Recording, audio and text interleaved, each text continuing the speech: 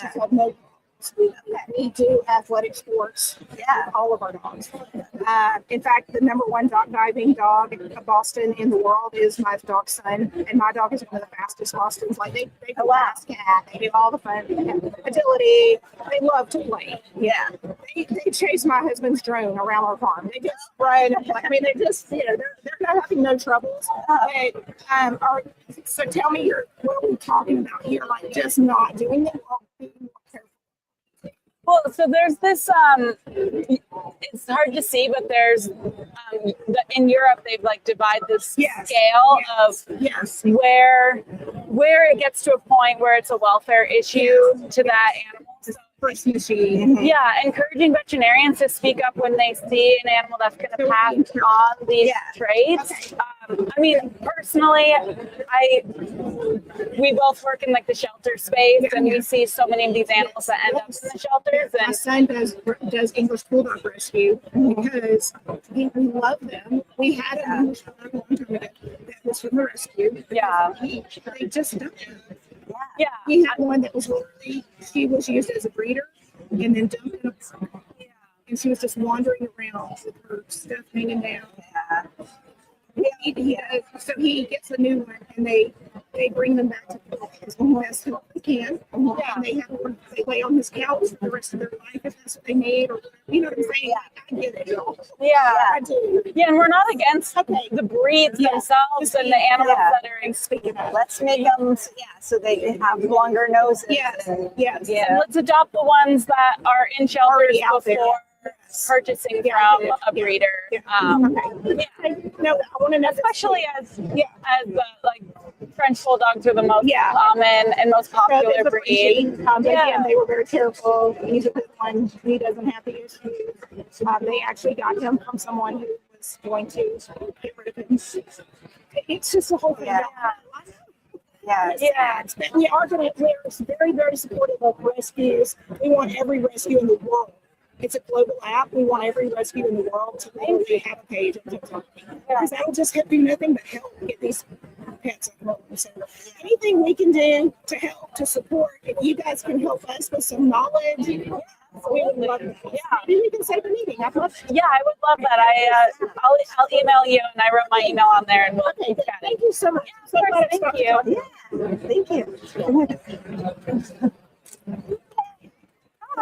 Have you heard of us before? No. We are a nonprofit advocacy organization. We bring veterinarians and staff together to support various animal advocacy campaigns. What are some? Hi. What are some animal issues that you care about? Hi. It's so amazing. I'm Lorraine. I'm not honor industry. I'm a vet student, so as well as very different. I'm a horse person, and our group has a lot of animal vets who are part of us because they all have experienced kind of this. That's one of our big issues is when they ask the next one. For the our vet students graduate with enough surgery experience from their colleagues. At least my experience in vet school is that we have a good partnership on shelters. We all have to do a shelter rotation, and then we have a nice community practice rotation where we serve the local community. But it really is only like small animals. 40 monkeys. So our school still uses animal surgeries to teach surgery for the large animal students, and our community is benefiting from the access to care model and concerns like so one of the things that we're passionate about is trying to help vet schools expand their access to care and both serve the animals and get students that surgical treatment. She's heard from so many people like the manager. I didn't say until I was already like a year into practice. You know what I'm saying? So this place, I get what she was saying. They were making like so many billions of dollars a year, and they would not purchase new cages for the primates. And they're like, So, You're a little bit younger than me. Where you're 24. So veterinary medicine's very eclectic in how we kind of shape our careers. So I actually am on the commercial and product. I've heard that things from a lot of, like even really prestigious schools like Penn. I've heard of that students that are like, yeah, I did I have a couple products that I just feel like would help improve animal I life. love what you guys are doing. And yeah, I want to go into high volume theater. And also, And I have a wildlife background, so I'm dabbling in that as well. but- that he was being naughty and that he was all animals. So we work on a lot of different animal issues. So like for veterinarians against brachycephalism, we've been advocating for the AVMA to not permit ventilation shutdown, which is This is our online platform. the And most we've widely pretty much, used method to kill farm anybody who animals has during like a disease campaign outbreaks. or And you can post it on there, and we yeah, and then they pump gather heat, so they veterinarians and are also signatures dying and of heat stuff or whatever. and it takes a long time, and there are better alternatives. So we don't have a very narrow scope. an association, the independent veterinary. Yeah, and then Crystal's a spay neuter vet in LA. And so yeah, the terminal labs and trying to get schools to have better access to care we is found a that huge thing. like our core people engaged. It's hard to get. Yeah. It's hard to get that volume. And I don't know how TV, the moms are TVM, moms, DVMs, how they do it, I don't know. I know it's like all the Facebook groups that they have.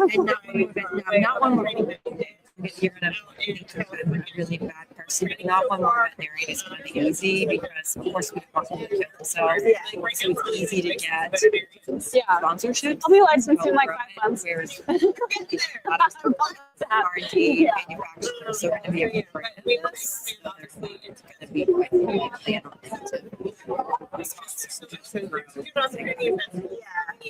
not saying that's what you're seeking. I'm just saying my experiences with IBPA is really hard to get it to flow. And I don't have a switch for sure. What's your product? What do your trainings look like? Where are they? How, once I'm licensed, can I get involved? Or IFF. So continuously extracts interstitial fluid.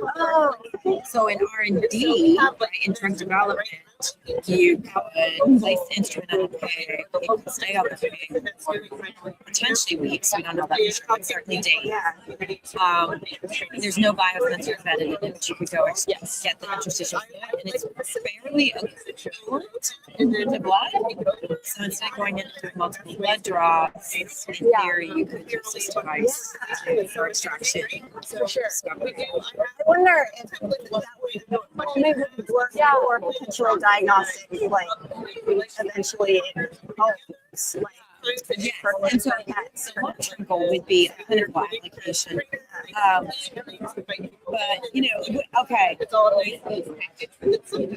am a commercial veterinarian who gets paid to help develop products for veterinarians to buy. I take that job very seriously. To me, it's just as important as if I'm treating a patient. Because I really am dedicated to, I'm an advocate for veterinarians and commercial development, and you guys get products that work. Yeah. I put some things on VIN and Ion says I'm too commercial. I like it. That's okay.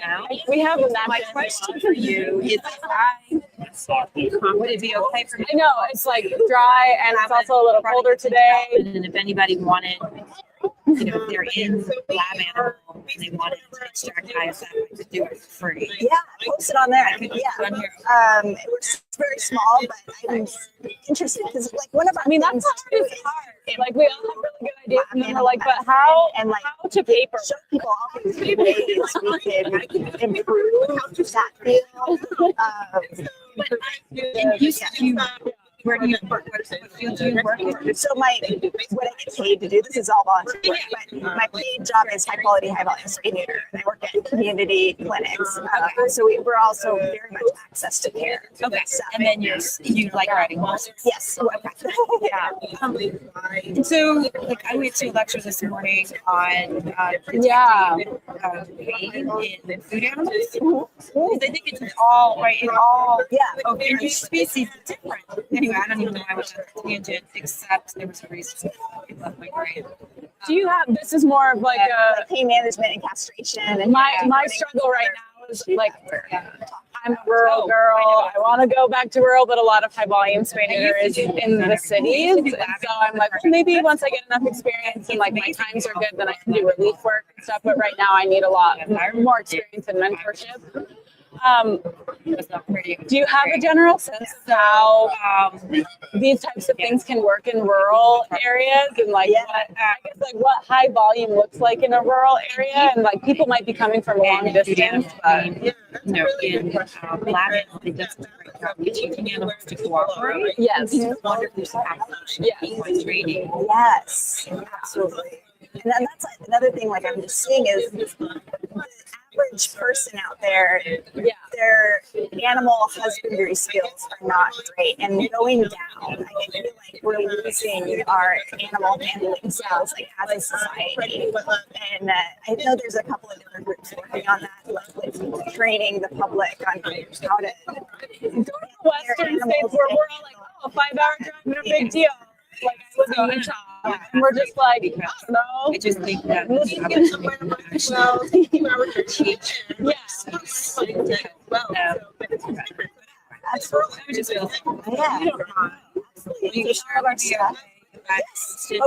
Yeah.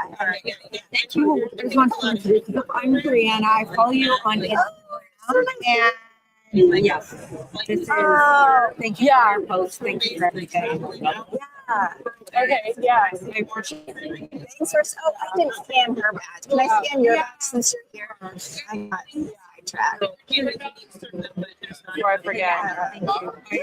I appreciate as much as I I can. saw her doing it out of the corner of my eye, and I was like, I know. Yeah, no, it's been great. Like, everybody's been so yes, please. I'm also going to take a picture. A lot of people weren't talking about it, and slowly, you know what I mean? I heard this conversation is becoming Yeah. bigger and bigger. Awesome. What kind of, are you general practice? No, I do emergency. Emergency. Amazing. Emergency. And I've been vegan for years. And I think I saw on your post that I declined an offer to a vet school. Which school was that? At Iowa. It's a bad one. Well, thank you so much. I was so excited about them. I know you probably want to talk to Crystal. Yeah. And then we were doing a tour. And yeah, they talked about it, and I was like, nope. Yeah. It's amazing. Oh, please do. And I talked to students about it a lot. Yes. Where did you end up going? To Atlantic. yes. I'm Canadian, so I went to Atlantic Veterinary College. Okay. Yeah. That must be private. So cute. Spell it. She's so cute. It's like, because there's only five, six schools now in Canada. Good to see you. I'll see you tonight at the thing. Yeah. I'll see you there. Yeah. Awesome. See you later. Yeah. And they don't do terminal surgeries. Okay. They still have to adopt it out. Whereas, again, it's not. I'm seeing it was 10 years ago, and I'm seeing advancements now. Like even I teach at the tech college, and there's tons of dummies that they practice on and things that I'm like, why didn't they do that for us? Yeah. Like, why did I have to practice a cysto in an animal where look at this beautiful model that they use now? But they just didn't. They didn't have it, or wasn't thinking about it, or whatever thoughts were going through their head. Right? Things are changing. At least I'm seeing that with regards to like my teaching now. Yeah. And I think it'll change more quickly now that there's like our papers published and there's more talk about it and more talk about access to care. But we also need more people with your viewpoint of why didn't they do that for us instead of the, well, I did it this way, so why do we need to change? Which I feel like is easy, even but more it's the same in common. medicine, right? Where you go to anywhere and you're like, oh, but I've been doing this for years. Why would I do it differently? Like, I don't know, an animal doesn't need pain meds because I worked for a vet. I did GP for 1 year. She was super old school, and I needed a break. I was just trying to get pregnant, and I was like, "Oh, I'll do GP. I'll have her hours." And she wouldn't get pain meds. Yeah. Wow. And I told her that if I'm working with her, then I'm giving pain meds. Yeah. And I didn't. Yeah. She's like, but they're gonna run around. I'm like, so tell the owners That's can like- take them. There's papers, like I know, she but not it's even like look at she papers. didn't even. Like you're gonna make more money if you sell pain meds. I know, Yeah. I know. And I'm like, would you Good not? medicine Yeah. is good business. Would you not be painful? Like I would be painful Yeah. if someone took my uterus out. So I got spayed. I know how it is. Like, a cut hurts. So wouldn't you expect that someone would? And so she's changed. yeah. There's a lot of work, but she's changed. But Yeah. I went back to emergency, but also with MIA. It's not my right mind. Yeah. Thank you guys. Yeah. You want to take a button and Yes. show the AVMA that Yeah. you're against ventilation shutdown? Thank you. Thank you. Have you heard of us before? Oh wow, look at all your things. You have. You need one that says vet techs against. I know. I know we Actually, do. that was a huge. Oh my god, I'm sorry. You're right. I'm like, that would be, I would have that. You honestly, like, the vet techs are been more supportive of us than the veterinarians. You guys are more progressive, and I think we need to do a lot more to support vet techs for Yeah. sure. That's our big takeaway from this conference. Yeah. Can I stay in your back? Absolutely. Yeah, I'd say it's like a 5-to-1 of like how many vet techs stop and chat with us versus veterinarians. Like vets will like walk by and kind of like read the stickers and then keep walking. I mean, not all of them. And then it's yeah. Yeah, next time we'll take it anyway and let it to your veterinarian. Or Sharpie it out. Yeah. Vet techs. We don't mind. Thank you. Yeah, we need to make Okay. vet tech stickers. Make that text. This is easy. I'm gonna pull up my Canva right now. For our, should we say vet tech or RVTs or LVTs? Vet nurses? Yes. I feel like that was a thing used a lot. It's hard to know what language to use. Yeah, there's RVT, there's LVT. I always think about that, like, do the VMDs, Or vet staff, maybe. vet professionals? Yeah.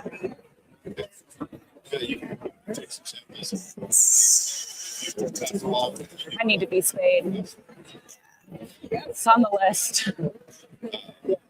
That's what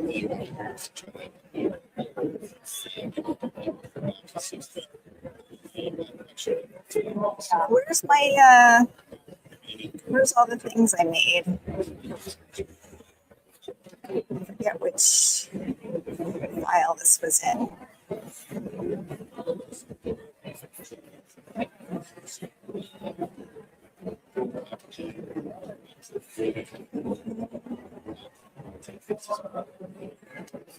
Is it in this one?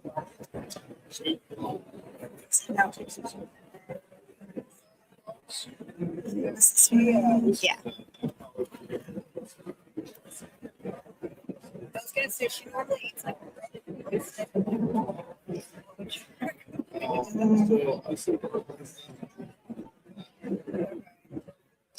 there's the one with things in the back.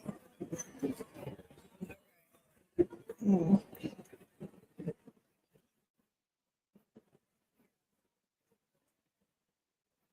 Just search for.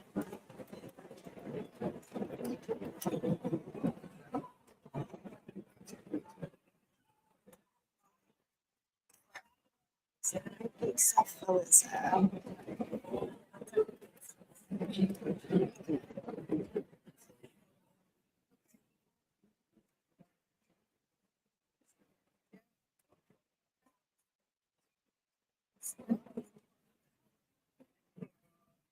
Oh yeah, it is. Okay, it just took a while to show up. well, this is the last one. I'm gonna go upstairs and make copies. Yeah, I feel like we're even more likely to have like vet tech student ambassadors.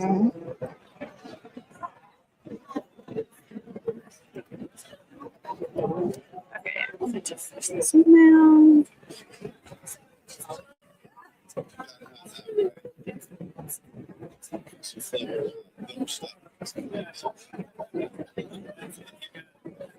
Have you heard of us before? Not. We are a group of veterinary professionals advocating for animal protection policy, legislation, various things. Are there any animal issues you care about or are passionate about? Anything super crazy. Declawing, forced slaughter. I tend to be kind of middle of the road. We don't think we ever shelters. We don't need to I've practices I did. Yeah. Part in it, and never practices that also hated it. Just like, so it's Nice. kind of middle. Yeah. Decline was always. Yeah, for sure. Have you heard of ventilation shutdown? This is the most common method of mass killing farmed animals during this avian influenza outbreak. So they seal up buildings, pump in heat, and wait for the animals inside to die. Yeah, and there's less cruel ways to do it using high expansion nitrogen foam, nitrogen gas, where they pass out in a few seconds and die a few minutes later. Unfortunately, the AVMA continues to allow for ventilation shutdown, which means these billion-dollar corporations, which it's only the biggest corporations doing this, the Tyson, Cal-Maine Foods, Cargill, yeah, because they have so many birds that they're just like, it's easy just to heat them to death. So since the AVMA allows for it, they don't have to put plans in place to use less cruel methods. And the AVMA's new guidelines will be out at the end of this month. And we expect that the AVMA will continue to allow ventilation shutdown. So only 1.1% of veterinarians polled on a recent VIN survey believe that it's ethical and humane. So we're just raising awareness and trying to tell the AVMA we do not want our profession to legitimize. We have this button you can wear, and we can add you to our. Yeah, you can. There's our flyer about it. But we'll send out later.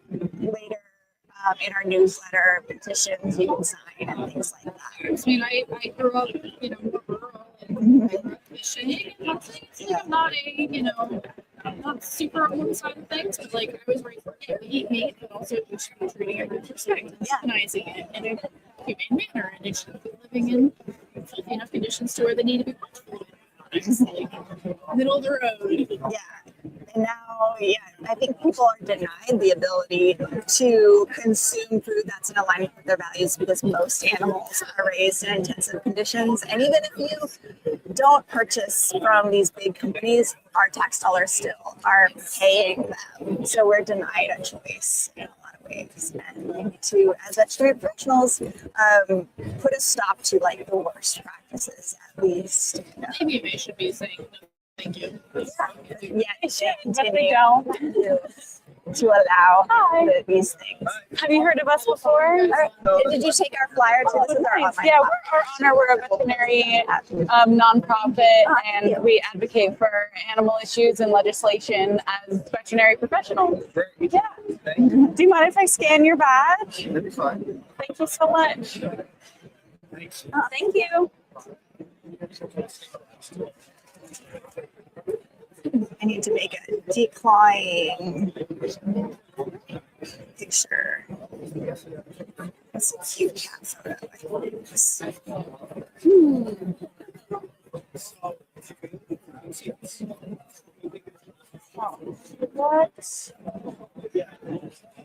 What's one that's happening right now?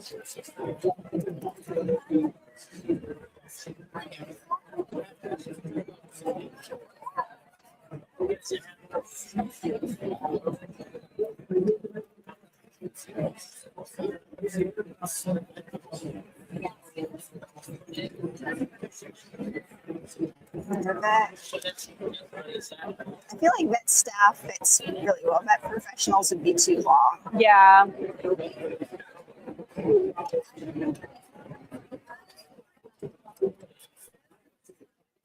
Where did I put mine? I want to listen to this. I wish I had more covert headphones, but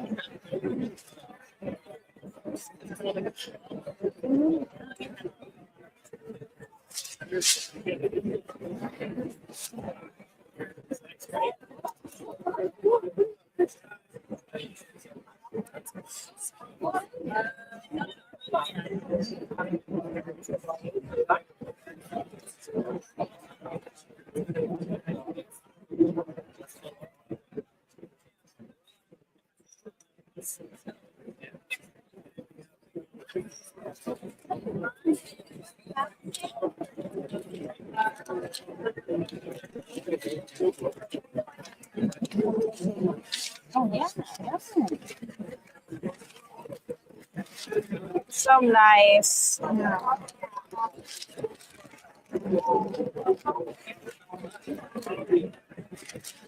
The best vegan fast food place that I ever went to was in Houghton, Michigan, in the Upper Peninsula. What was there? What kind of food? I was doing wildlife work up there, like 45 minutes away. Oh, hey, puppy. Aww. And they have a university in that town, so it, I don't know, probably was part of why.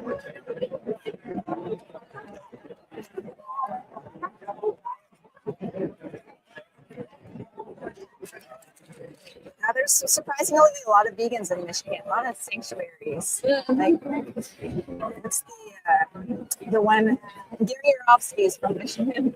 Oh, maybe that's why. Do you know Gary Yourofsky? Okay. Sure do. He says some interesting stuff. Yeah.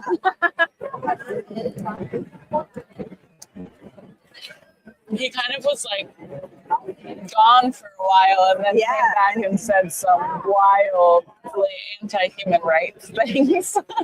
Yep. Yeah, I know. I don't think a lot of animal activists realize that the Victorian era activists were also like pro women's suffrage too. Like it was all sort of activism is all one thing, Yes. kind of thing, and they feel like it's detracting, and it's like no, it's adding. It's And then that results in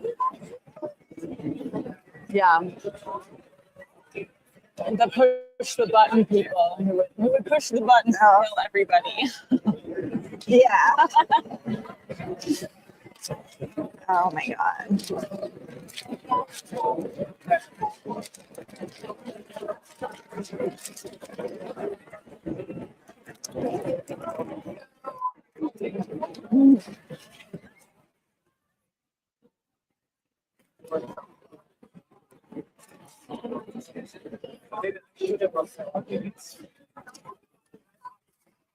Which tail doesn't get stepped on.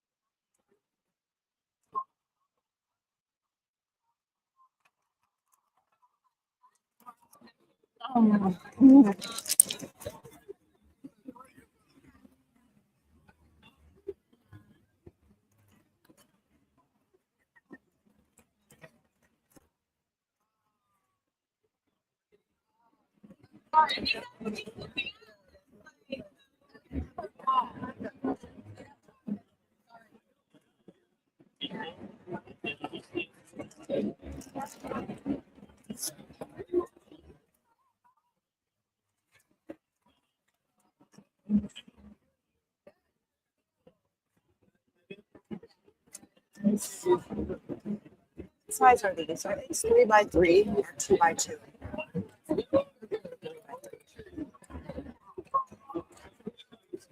Probably. Yeah.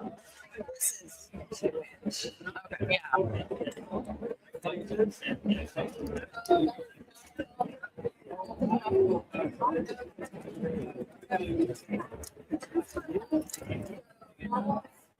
Okay,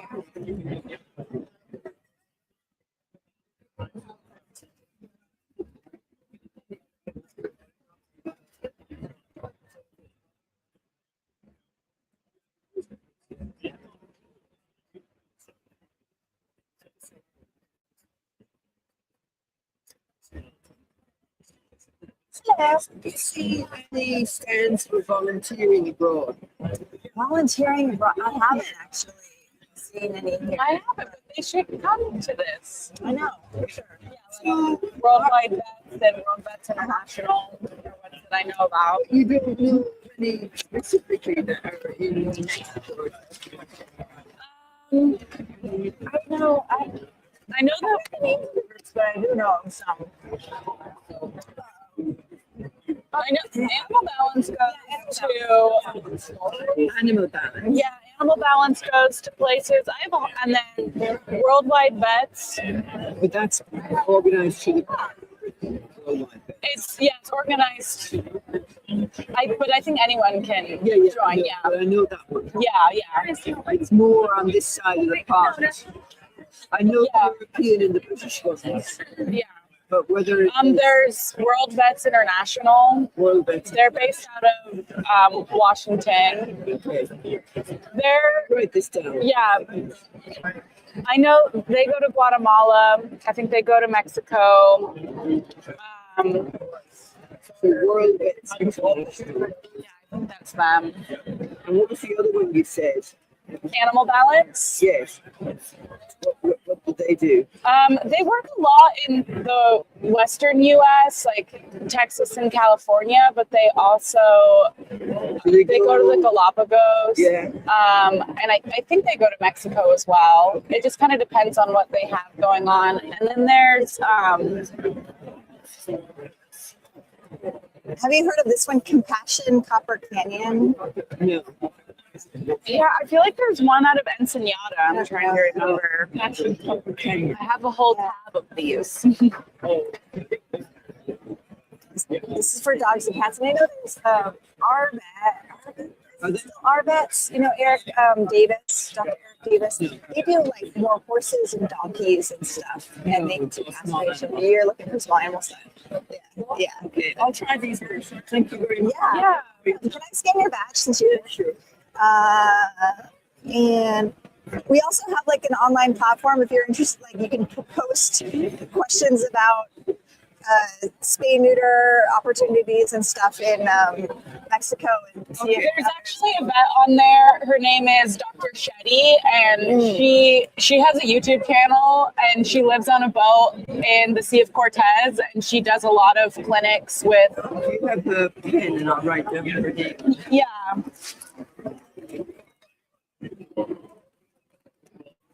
And she's on here. Here, I can write it. yeah.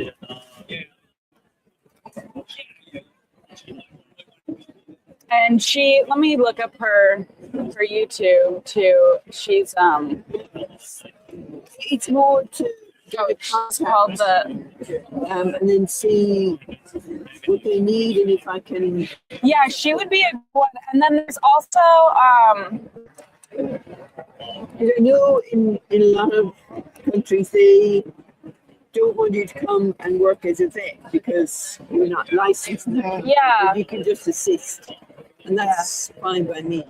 And then sometimes I'm trying to think.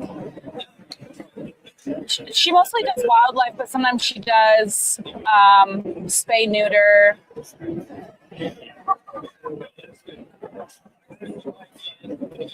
It's more to find somewhere where I can help, but actually where I'm not like sort of She would hindrance. Dr. Isabel Durand. She is a vet in Belize, and she does wildlife, but she's really connected with a lot of the community vets. Yeah, thank you. Yeah, and then Surfers for Strays is another one that I know Dr. Shetty has done work with. Yeah. But yeah, Dr. Shetty's on. If you scan this QR code and join that group, she's on that group. Yeah, yeah, you bet.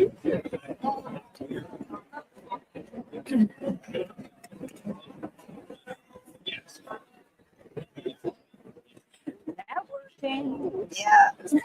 Have you heard of us? Can I scan your badge?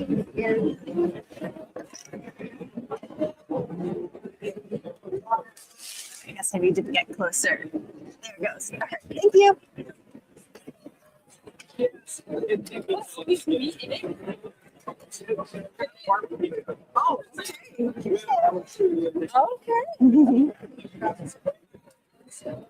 I should make a list of all of those, like how I have my wildlife resources. I should make a volunteering. I mean, I'm sure it exists.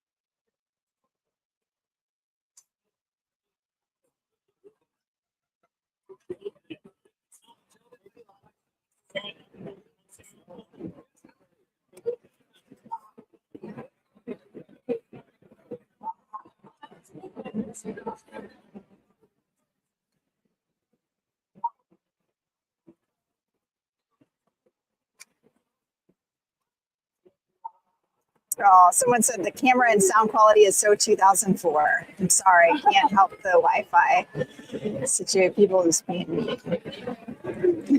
Hello.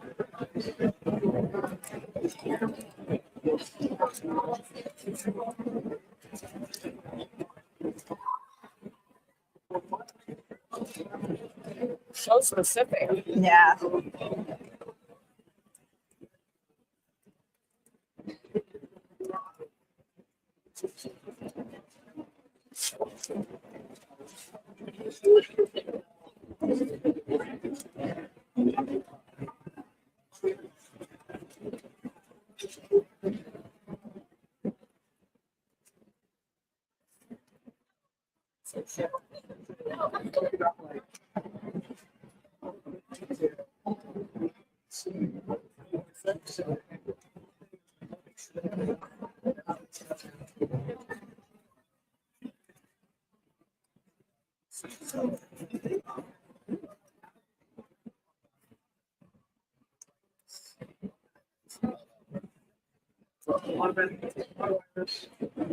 How did you get involved in the spinator work you're doing in DB?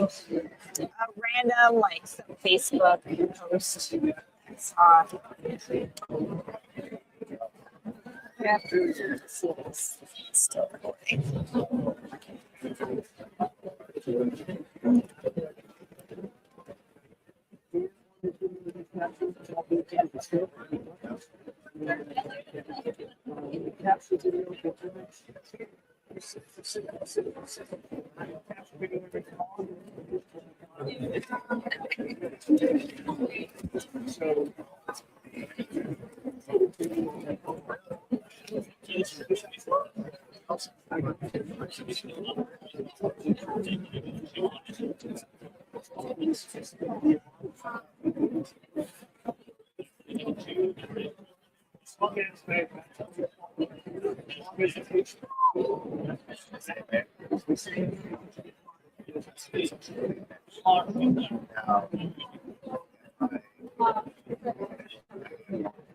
Did you go multiple times? Yeah, I went 3 times. It was a little chaotic, but it was Yeah. fun. Have you done other things like that? I went to Mystique Island, which is another spaniel thing. We went to Oaxaca, Mexico. Yeah, I highly recommend. It's really fun. So when you graduate, yeah, just mostly Facebook is like the best place to find those little things. That was the main reason I became a vet. It's like, I want to do these I want to Yeah.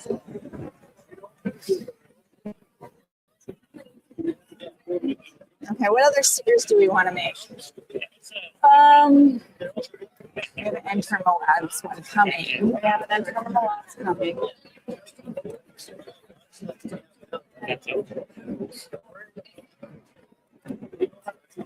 Let's see. Let's see what campaigns we're missing. I'll just check these out for now.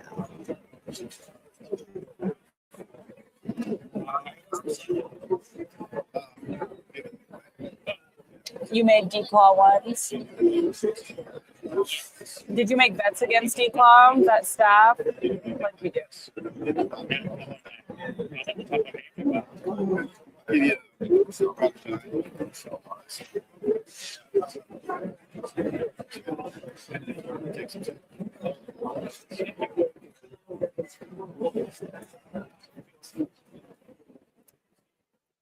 You need more cards.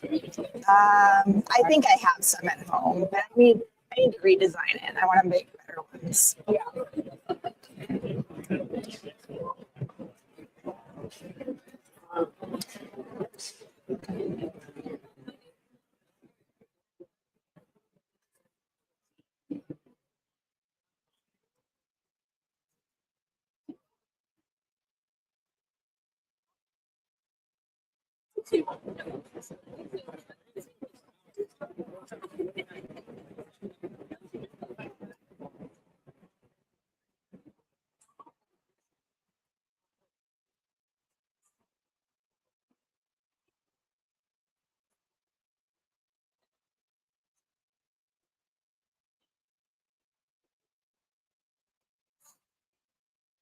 You can hear some police.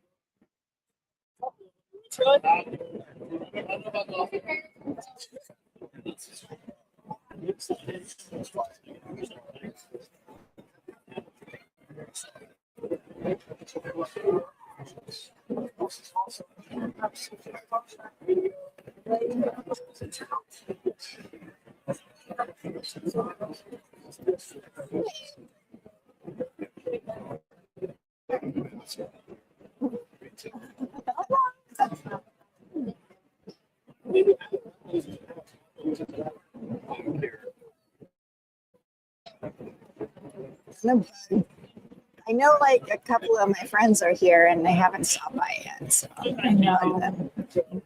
Hi, where are you?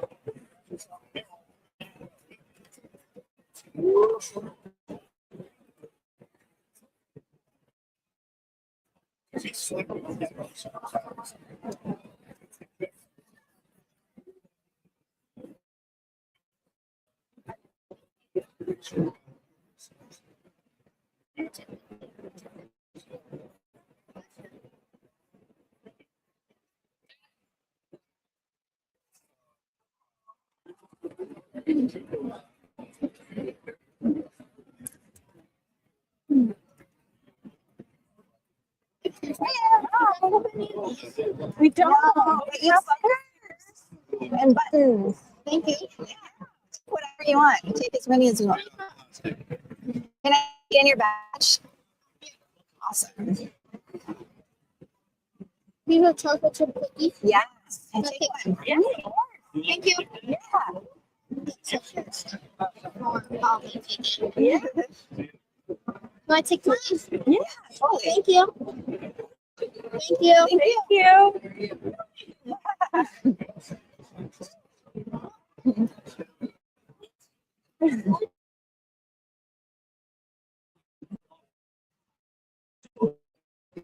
I want to. I know.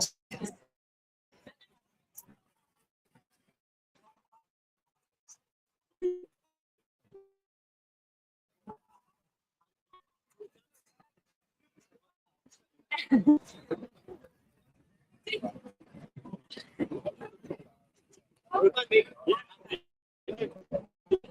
me $100. Everything in the bag. Everything in the bag.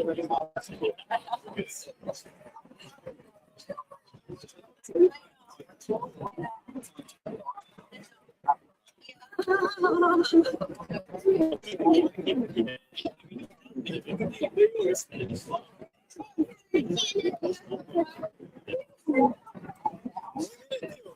my beautiful back here, I get everything in the back.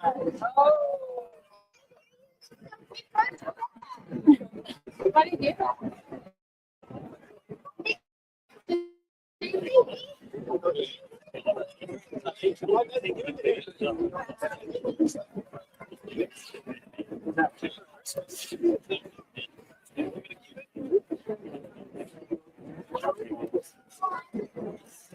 Where did I put mine?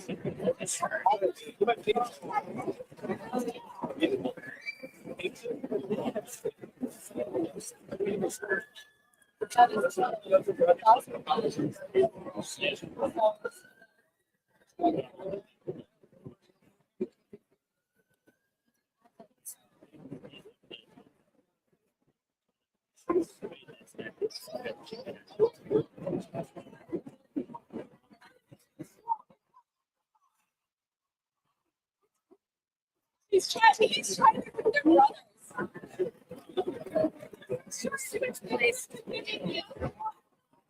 You didn't have to do that, but thank you.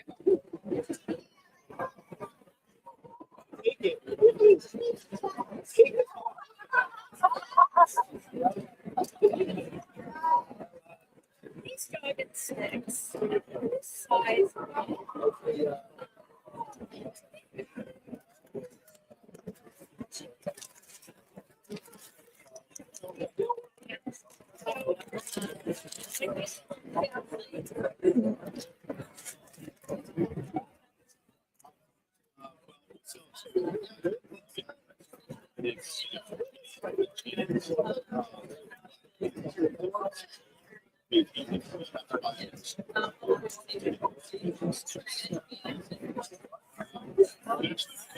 The problem with the slideshow is I can't use my computer. It's okay. I look more approachable. That's why I needed to bring another computer. I almost brought my iPad. I should have.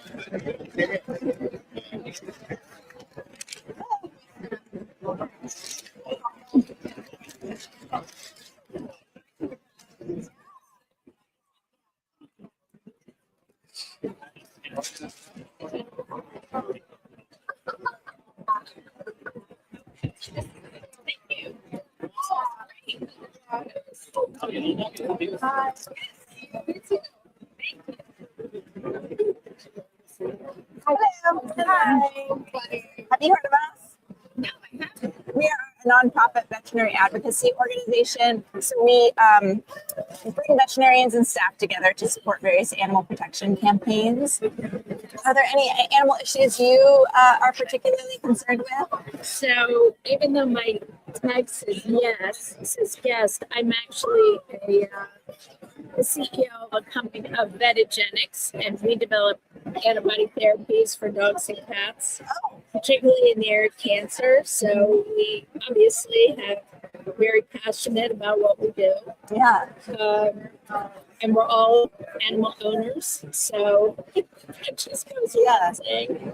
That's we have like a lot of lab animal vets and who are part of our group, and we're kind of like envisioning what's the future of like research and like we obviously want to develop new technologies, but I think vivarium based animal research is going away, but like all of these new technologies that are coming up, yeah, can we like what's the point of developing new technologies if people can't afford to use them, right? So you're right. How do we increase access to these things? And one model might be more clinic-based research where when an animal comes into a clinic, they are entered into a part of a study and can receive all of these new things, and we can monitor them and track them and see how they're doing without having to confine animals to vivariums. I agree with you. Part of the problem is that vivarium animals are bred for research. When we're talking about animals that go into a clinic or people's pets. Yeah. So the level of responsibility is significantly higher than a mouse in a, not that Yeah. because I have to say I don't like I don't like any research where animals are, terminate at the end of the study, but having spent a larger part of my career on the human side, I do understand. I worked in cancer, so I know that it's a responsibility.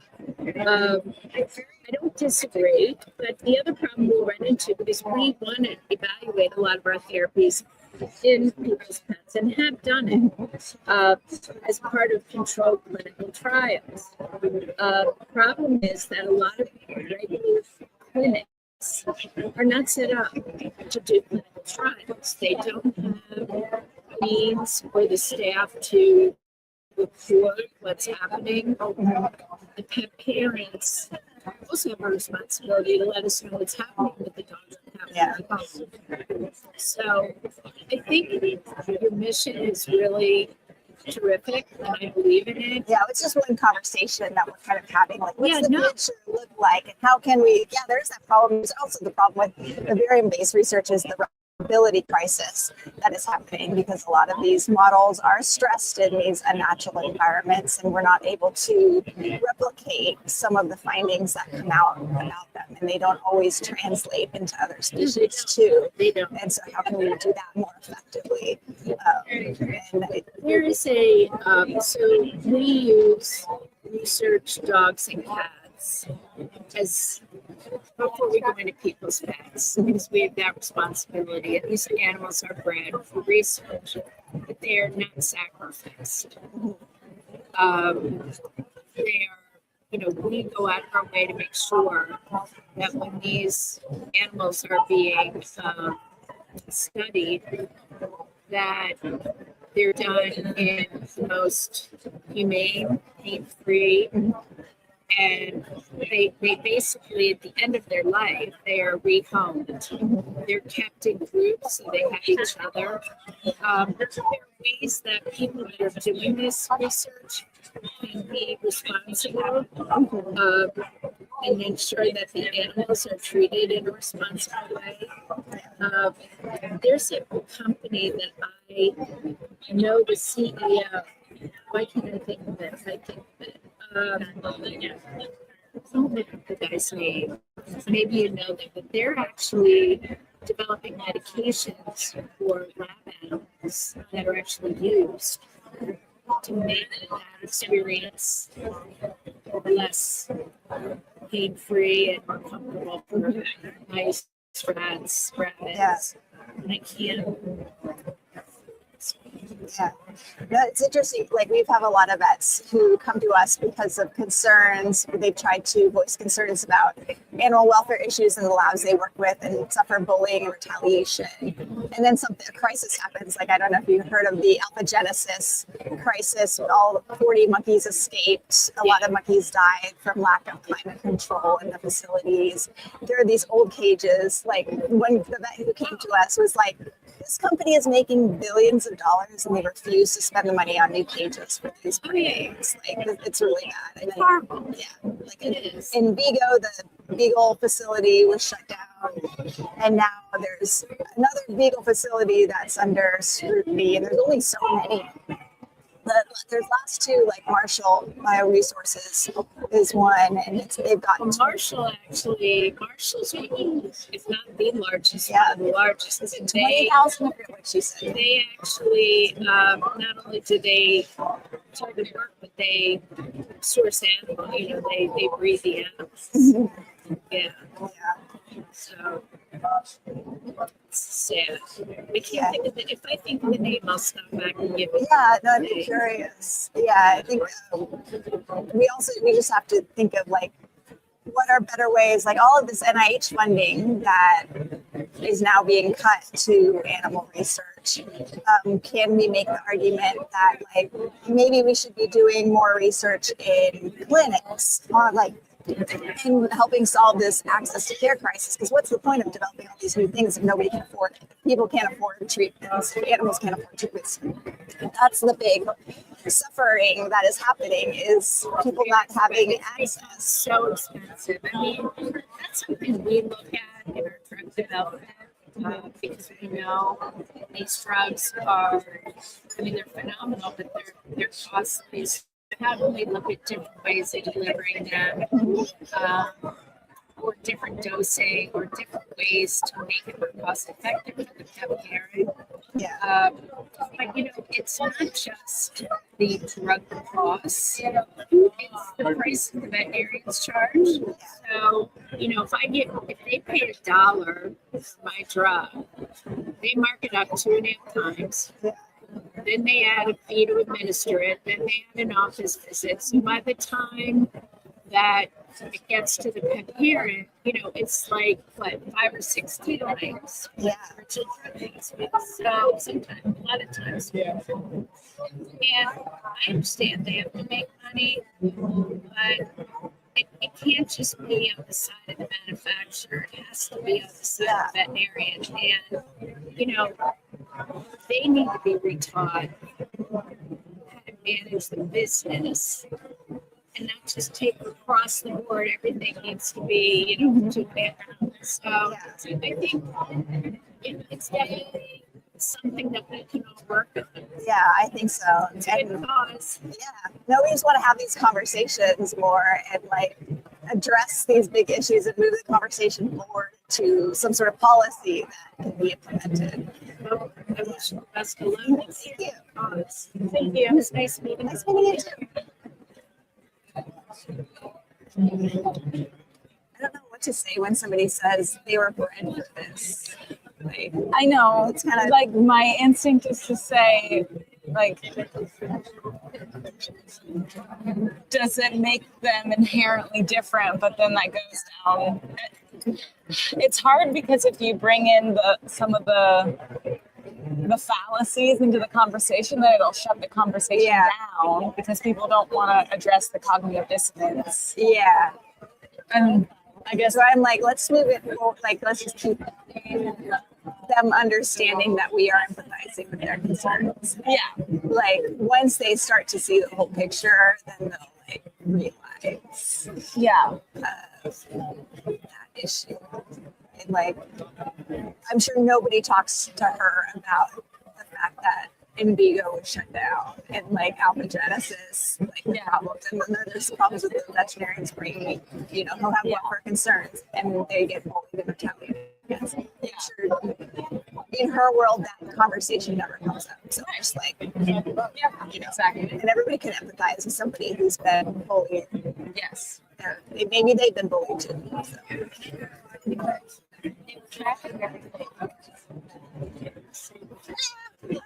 You have to be a veterinarian or veterinary student. No, and especially we were just realizing we made a huge mistake in not making vet techs against brachycephaly because like you guys seem to be like the most open-minded and most like Patient advocates. True. So our group, we just bring together all veterinary professionals to support various animal advocacy campaigns. Are there any issues that you are particularly concerned about? The industrial food system. Yeah, it's a big one for us too. You mind vegetarians? I'm We're both vegan. vegan, yeah. I won't tell you. I mean, I raise my own chickens because I can't stand to buy it from the store. Like, We were just talking about that. Like, that is more. You are closer to us than a vegetarian because like vegetarians are still like drinking milk from commercial dairies and like eggs from cow main foods. Like you are closer to us, and like you have your own chicken. I have my own chickens too. Like that's. What do you do with their rice? You feed them the rice? Yeah, I don't have chickens anymore, but I grew up with chickens. I used to eat their eggs. Now, if I had chickens again, I would just feed them their eggs. You know, I get my protein from animal-free sources. I feel good with that. I also realize that under our current system, the corporations have made it very difficult for people to eat like meat. So And we're just about addressing food production, not individual consumer habits. Like we don't care what you're Well, cool. Well, thanks for what you guys do. Yeah, thank you. I wish we did. I should have said. I think it's she was like, yeah. No, I think it's a good to be like, Yeah. people need to get over Yeah. the word, the most hated word in the English language.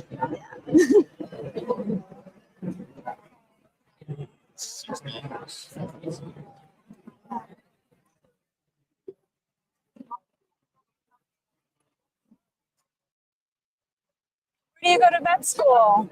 I think they gave their own back. Oh, Tech. that's all right. Where do you work? Lakeside Veterinary for Lexington, South Carolina. Nice. So it's good. It's good. What are you guys here for? We're We're a veterinary professional nonprofit, and we work on animal protection issues and support legislation to help animals. So, yeah, some of our issues are, Frenchie. yeah, exactly, against the breeding of brachycephalic animals. I understand. Yeah. Yeah. And we're printing stickers that say vet techs against these things because we made a big error and didn't have them printed. I'm a vegetarian. Nice.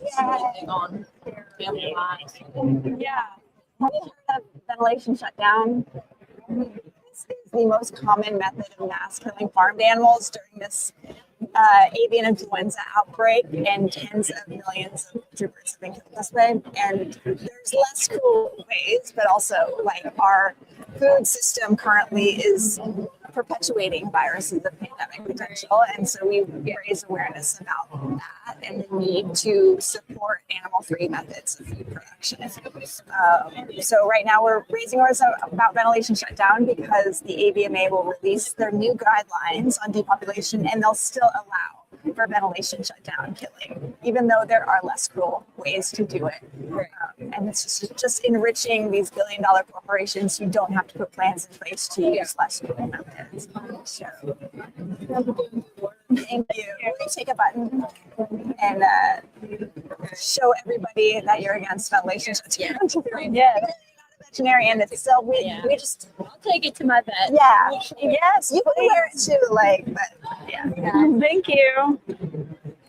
Chat vet staff against ventilation. Yeah. This is a shame that techs don't feel like they can wear that. Yeah. That's a good learning. Yeah. I mean, we still need vets to do it too, because they're clearly the group that needs the more, needs more outreach.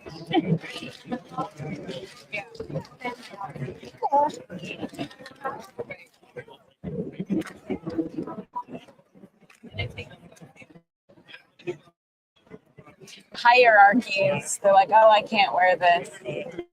Yeah. I'm not a vet. No, you're supporting the veterinarians relationship. Yeah, I feel like yeah.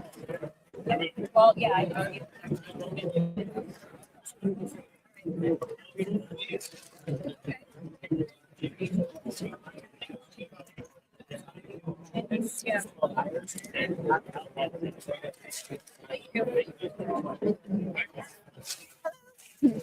Hi. Hello. Have you heard of us?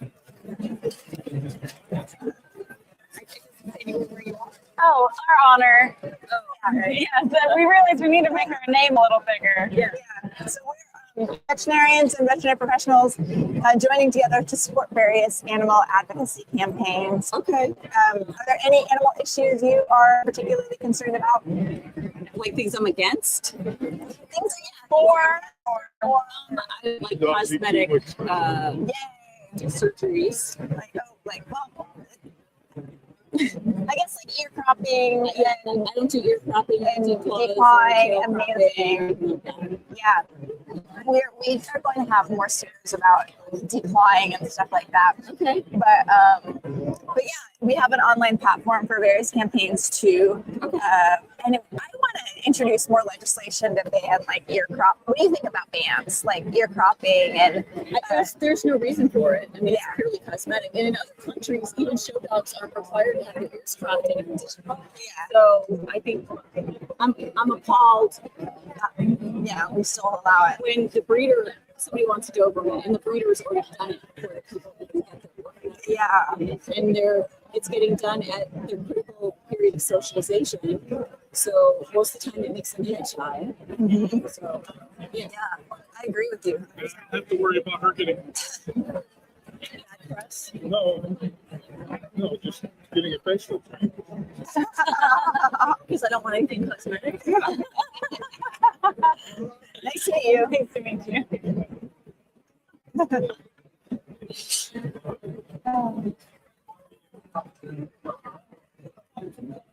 Yeah, we need to dispel the myth that like if I don't do it, then someone else is gonna do it. Because that's what the vets in my vet school, like even in our ethics class, the vet who like moderated that class, that's what she said. She's like, I don't support these practices, but I'm still gonna do them because I know I'll do a good job. Yeah, but it's like, what would that be like?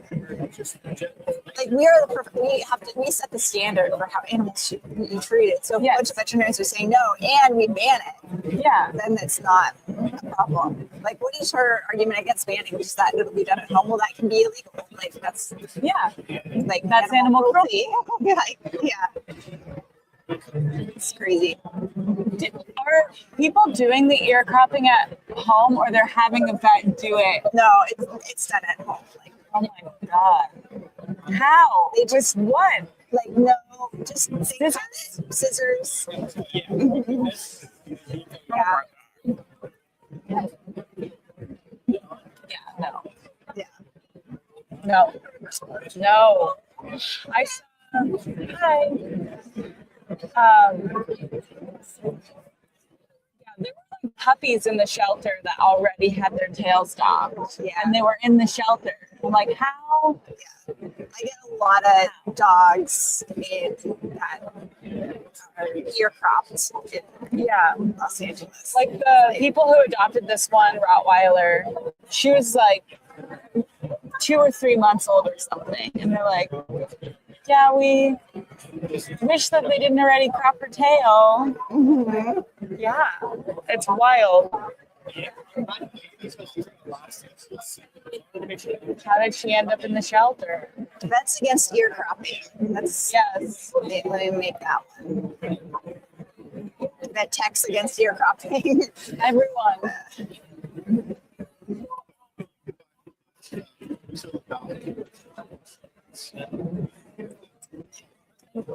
Tail docking, did you already make one of those?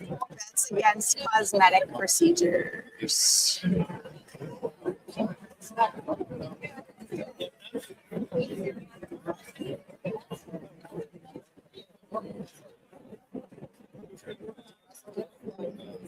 think it's more effective to say exactly what it is. Yeah. And the stickers are cheap. Why not?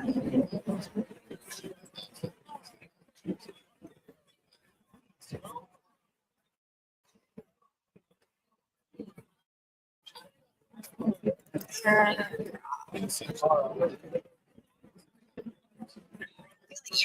a good one. Tail docking is kind of hard because I don't know. There's like tail amputation. Yeah, those symptoms that they get. Have you heard of us? I have not. We are a nonprofit veterinary advocacy organization, and we support various animal protection campaigns. So are there any issues you particularly care about related to animals, things that you want banned or promoted? Or not particularly, but I'm always curious. I'm a very big breed specific person, so while I agree with rescuing when you can, I also like to advocate for shopping responsibly or adopting responsibly. So I'd like to see more about kind of shutting down the backyard breeders and the happy stores and I'm from St. Pete, Clearwater, where we just had like a bunch of big busts where these puppy stories were being taken to the vet and drowned in it. Oh my God. Mm-hmm. Wow. Yeah, That's awful. really. Do you have breeds you particularly like, or I'm a big shepherd girl. I like herding breeds, working dogs. I like to see them work. yeah, and like German shepherds? Like there's so many. Yeah, I have two German. yeah, He's a retired working dog. yeah. It's so sad. Like I feel like they got really popular, and now like I work in the Los Angeles area for with shelter and access to care, and the shelters are just full. Oh yeah, we just had one brought in to get euthanized the other day, and nothing was wrong with it, so I took it home. Yay! It was like an 8-year-old, and they had just had kids. And I don't think they were ready for the continued commitment of a breed like that. Yeah, that's exactly a year and a half old. They get relinquished to the shelter. Like the shelters are full, unspayed, unneutered, year and a half old chickens and huskies. Like, Huskies are yeah. So, this is our online platform for various causes, and we just encourage everybody to join and talk about these issues, and so we can move the conversation forward in a productive way. So you're a tech student? I'm a tech. Well, yeah, I work as a tech since Florida doesn't really have the regulations yet. So I'm working as a tech, but also want to be certified. Oh, nice. Yeah, I'm doing certified. Awesome. Thank you, guys. Thank you. Oh, did we scan your badge? I can't remember if I. Thank you. Thank you. Oh, I'm just slower socially today. You're doing great. I like the just asking them more questions. Yes. Takes less energy. Yeah.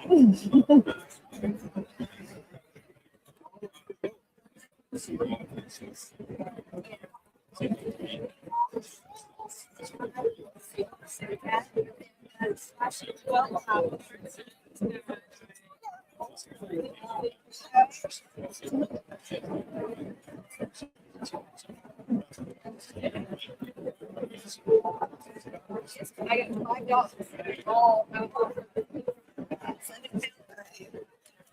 Let me see if a good ear cropping photo. I have so many ear crop dog. I have lots of videos. I don't actually know if I have any photos.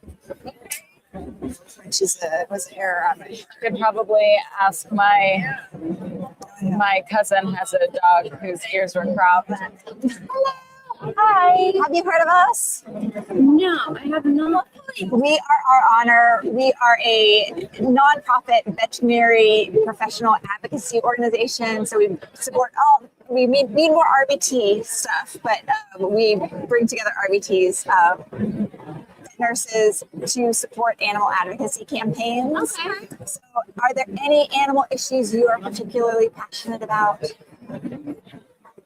I think for us, because we're GP, like and we deal with the shelter, so I just see like more like the abuse of the dogs and the cats. Yeah. Like that's what we've seen more. I don't see, the farm animals and stuff as much. We see. I don't know, you guys, we're from Richmond, so Team Tommy, that dog that went viral that was caught on fire in Richmond. I didn't see that one. Yeah, he was tied to a pole. Someone put him on fire. Yeah. So huge shelter there. They tried really hard to save him and couldn't. But he went viral with the whole thing, and now we have like license plates to go towards it. Oh wow! So like we see the dog stuff a lot. Yeah. Yeah. I hate people. It makes it really hard to find the good in humanity. Yeah. Those types of things that are. Yeah. Do you feel like your area has a lot more of that than other places, or it's just? I just feel like I don't know if we have more because we work with animals. Yeah. I am contracted with them, so they bring a lot to the country. Unless it's an emergency, they go to the ERs, but they come to us if they can. Yeah. And I think part of it too, we've seen like if you go to our shelters, I don't know what I feel like it's most of that region. I mean, it's almost all police. Yeah. So Yeah, I work. They posted something with them. Some point after I started, they posted dog training. Do you have like lots of ear cropped dogs there? Yeah, too. That's it. We want to make stickers about that, like banning ear cropping and things like that too. I work in Los Angeles, and I work with the shelter down there too. We saw like kind of German shepherds, huskies, yeah, those sorts of dogs. We end up with all the hunting dogs that get lost and all that, or the pennies. So, Yeah, but I would say at least our animal control, they do really good. They try the hardest. yeah. And always they try. What's your, I can tell you that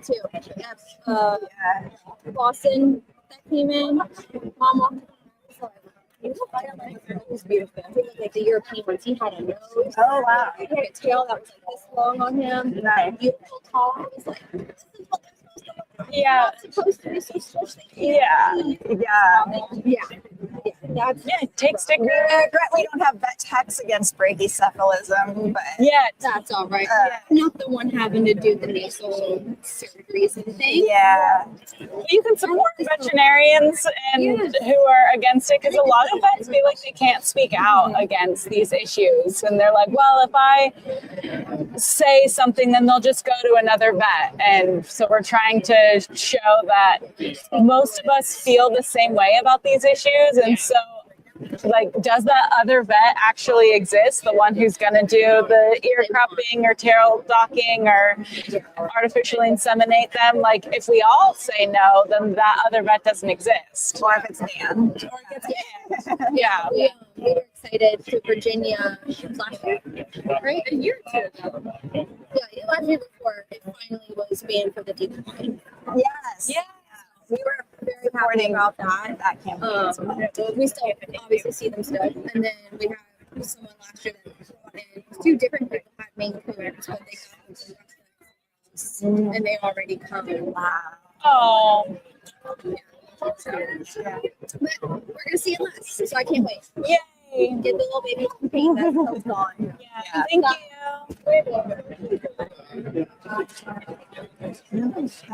Let's see.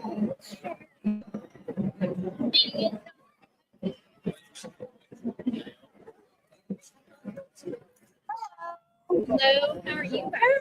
Have you heard of Our Honor before?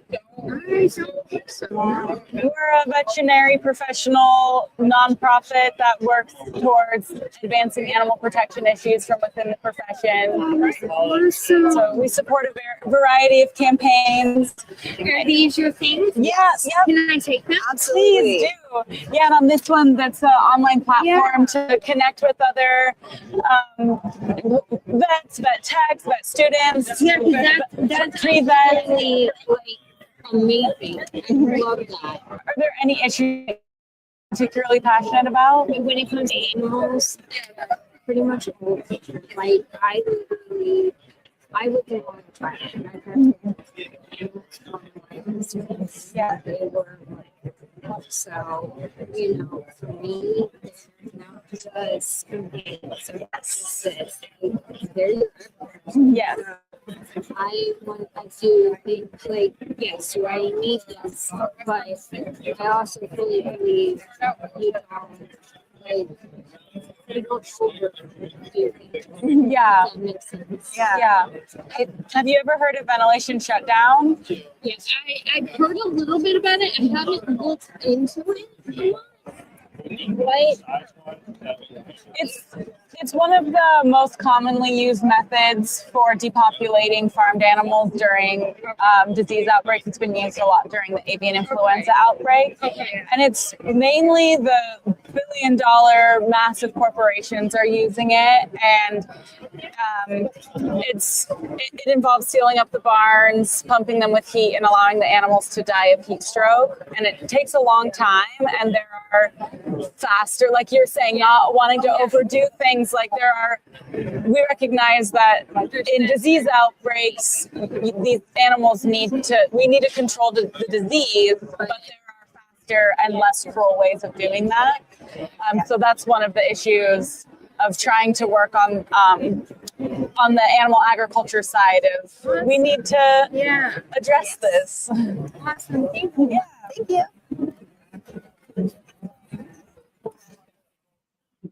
Did you scan? I don't think I did. Oh, did I? Shannon K was. Oh yeah, that was her. Okay. Yeah, it's scan. Okay, I thought I saw. Yeah. I was like, one of us did. My brain can't remember who. Wildlife Rehabilitation Center. Yeah. I wonder who that was. It's cool that you can. So then, do you email? Can you email everyone afterwards and be like, "Thanks for visiting our booth," and like sign them up for the newsletter? Yeah. Or just add them to our newsletter. Yeah. Just get it from here on out. Yeah, and then they can unsubscribe. That's great. Yeah.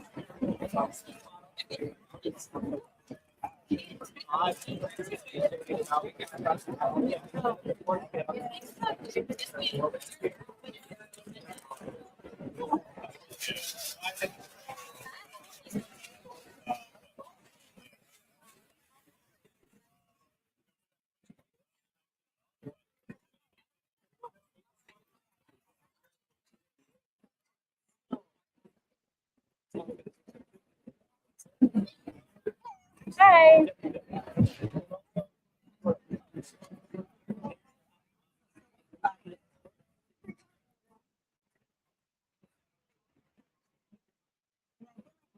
Veterinarians United. Maybe we'll do that for ABA. Just make it we'll be like, well, what's that? It's more clear than our honor. Yeah, I mean, I love our honor. Yeah. But I feel like it's our honor's time has passed. You think so? It's its own, yeah. It's kind of more, I don't know. It's like specifically about bullying and retaliation. Yeah. They're their own things. I can get out.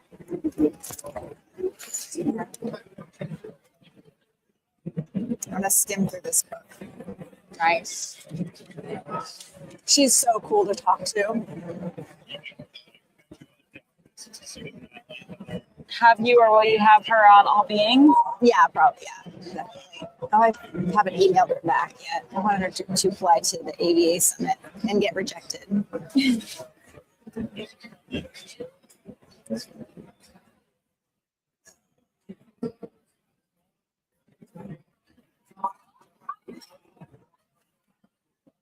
97 survey data on harassment and discrimination. Oh.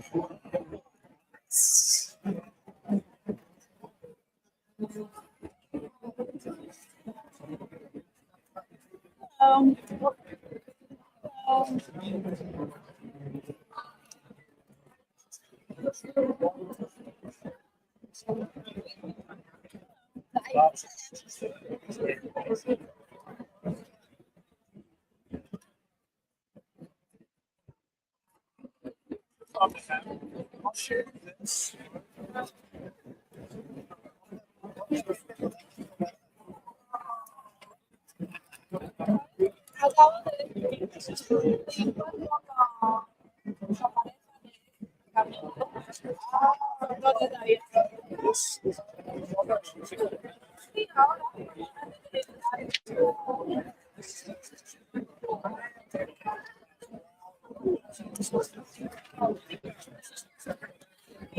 Oh, male networks. These are like the bros. Yeah. Yeah.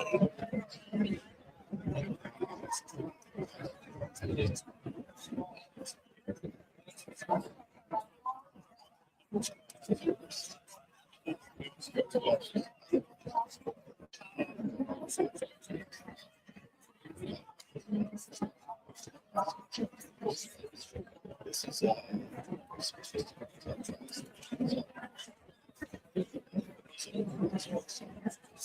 More than 10. More than 10 people on the receiving end of the behaviors mentioned.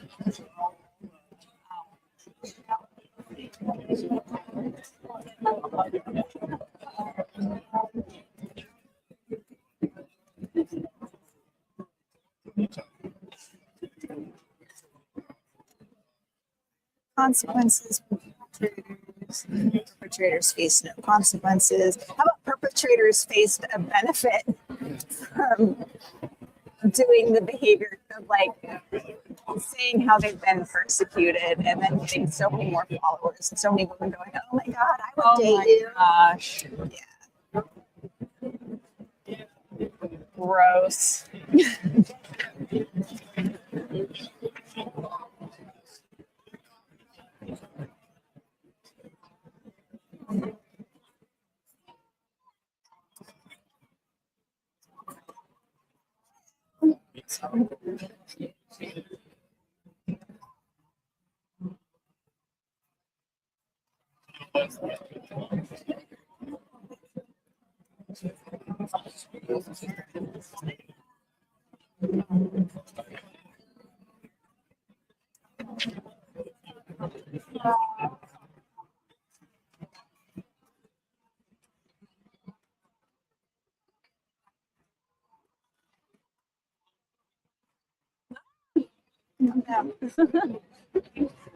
Is this recording or is this just charging? It's probably there.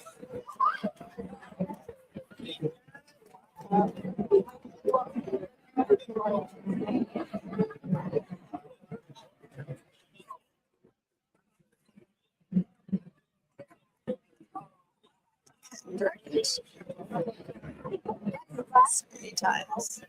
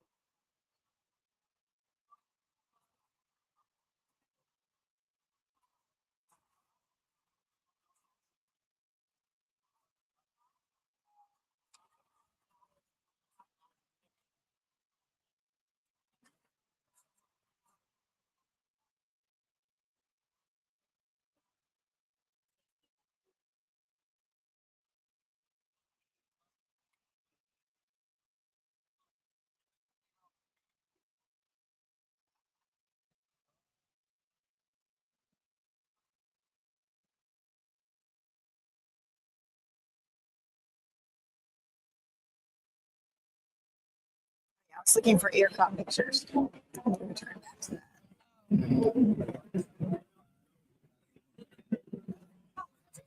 I could ask my cousin if I could use his dog as an example. Yeah. See if he had her ears cropped.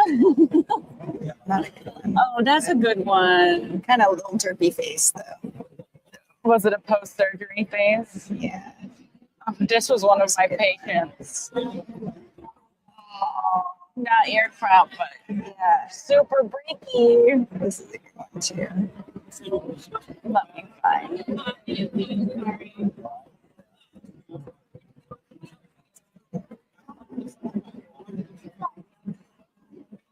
Maybe, or like this little guy, he's clearly not ear cropped. As like, Yeah, should we have a not ear cropped? like a pit bull with. I can find. We had a really cute pitty last year. Spring.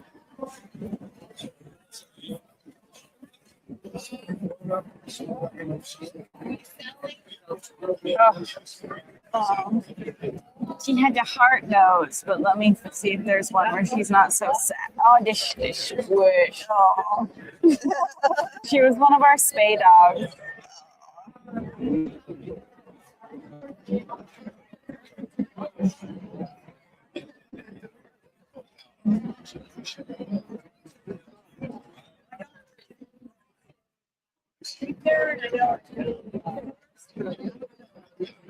I'd don't have any. She only has one eye now, so she's not very photogenic. I don't think I have any good pictures of her. I'm all for normalizing like animals with disabilities on things. 'Cause we should, like, my little kitchen. She's also missing a toe. Wow.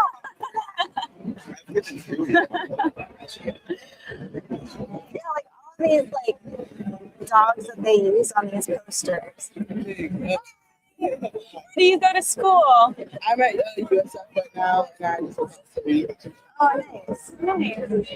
Do you think vet students are getting enough, graduating with enough surgical experience? well, I would love to know if I will when I do, but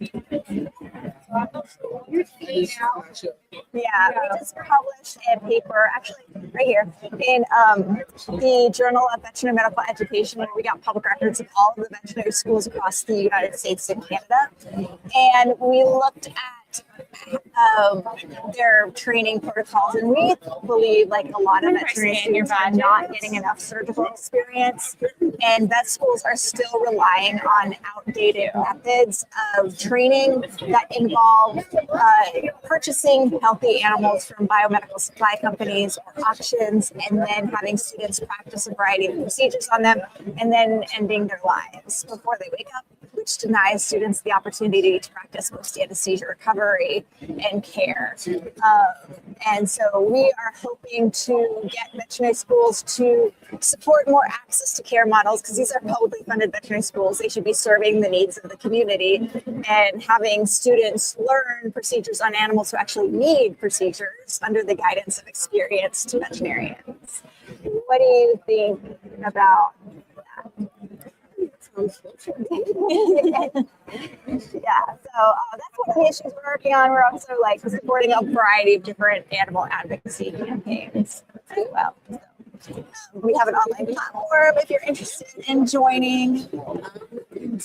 Yeah, there you go.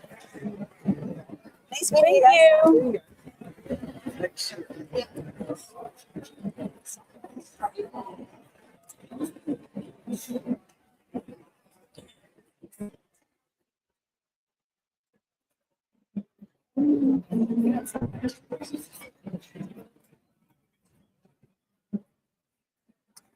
Slow compared to yesterday. Yeah. So because it's Monday, I think everybody like has to go back to the weekend's over. Yeah, like the more local.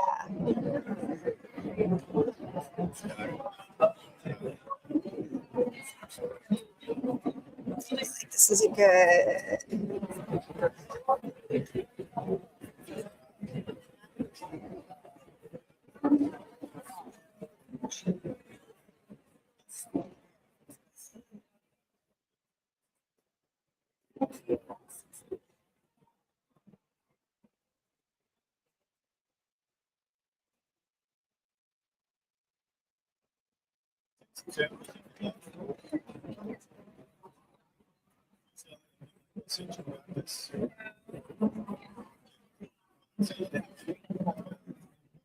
Oh, how cute.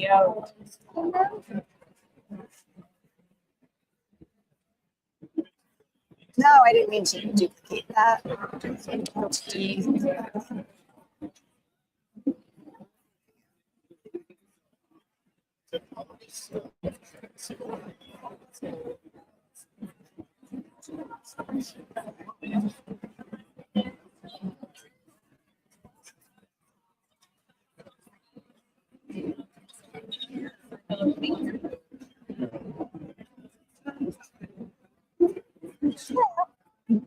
Have you heard of us before?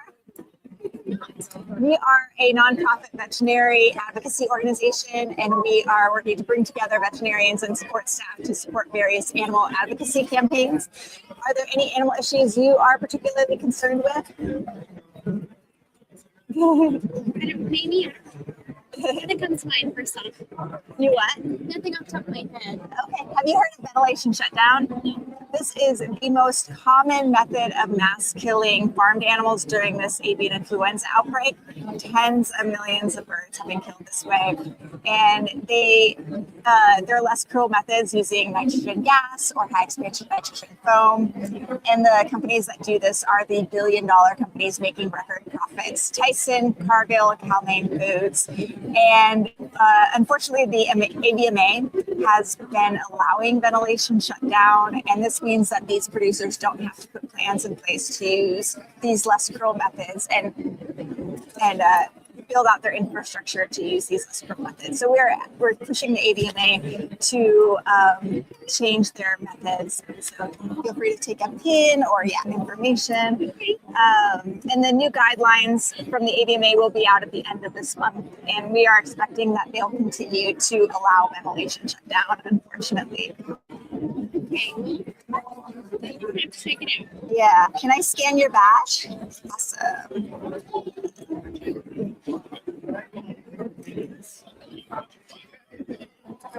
Oh, thank you.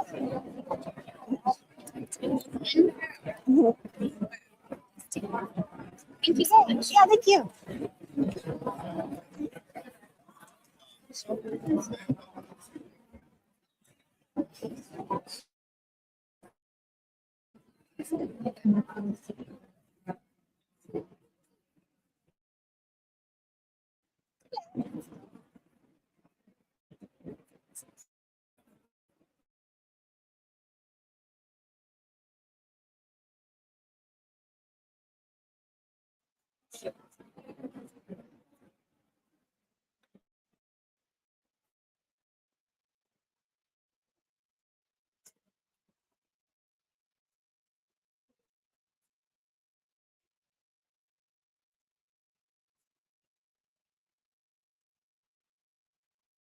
You too.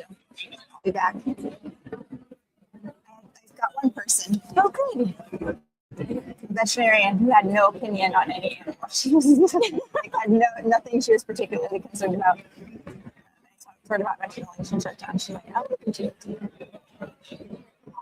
Take a stand, man. Have some ideas. I feel like the I'll look into it. Yeah, is the I don't believe you. Yeah.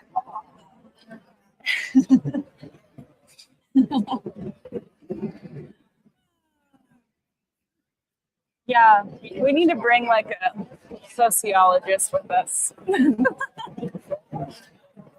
Dr. Nemec next time. Like, you gotta do outreach at these conferences. I mean, we can't even look like in our data that we're getting off our leads of what percentage, like we should do a graph of like percentage of vet techs, like who came and talked to us. Yeah. And be like, why don't vets care about animal issues? This is weird. Yeah, I think we're just like rule followers, and like we don't see that things can change. Like we just kind of like work within the system, and we don't question it. Because if you question the system too much, it kind of that's what leads to the crisis of, oh my God, this is really bad. Yeah. Like feeling helpless, like you can't do anything. If you're not given any sort of structure for how things change. And we're not taught that. Yeah. How things change. All right, I will be back. I'll just turn off my thing.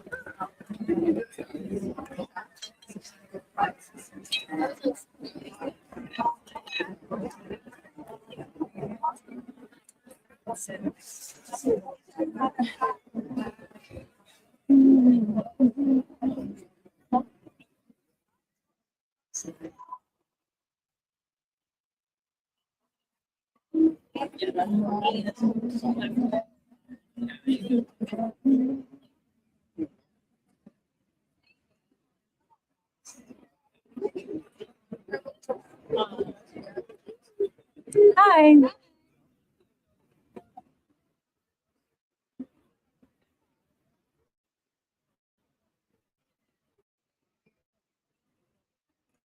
Good, how are you? Are there any animal issues that you're particularly passionate about? Yeah.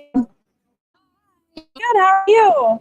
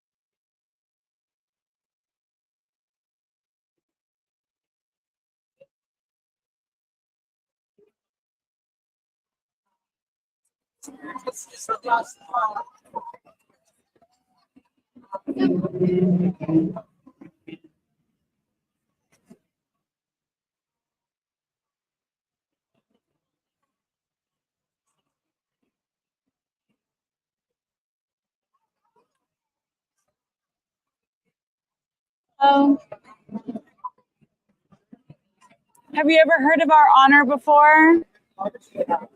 We're a veterinarian-led animal advocacy organization, and we work to promote animal issues. We're made of vets and vet students and vet techs and other animal professionals.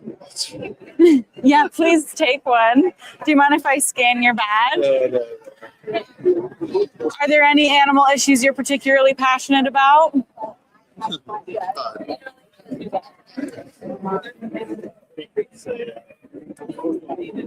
Just aggressive dogs and Yeah. lack of socialization and lack of owner's ability to care for them and lack of Yeah, you're not the first person that brought that one up to us. Someone brought up wishing that veterinarians could make better recommendations for like training and things. Because yeah, what's your take what I on see it? is you got two working households. Everyone's busier than ever. They just don't have time for their pets. Yeah. And I wish people would research the breed more.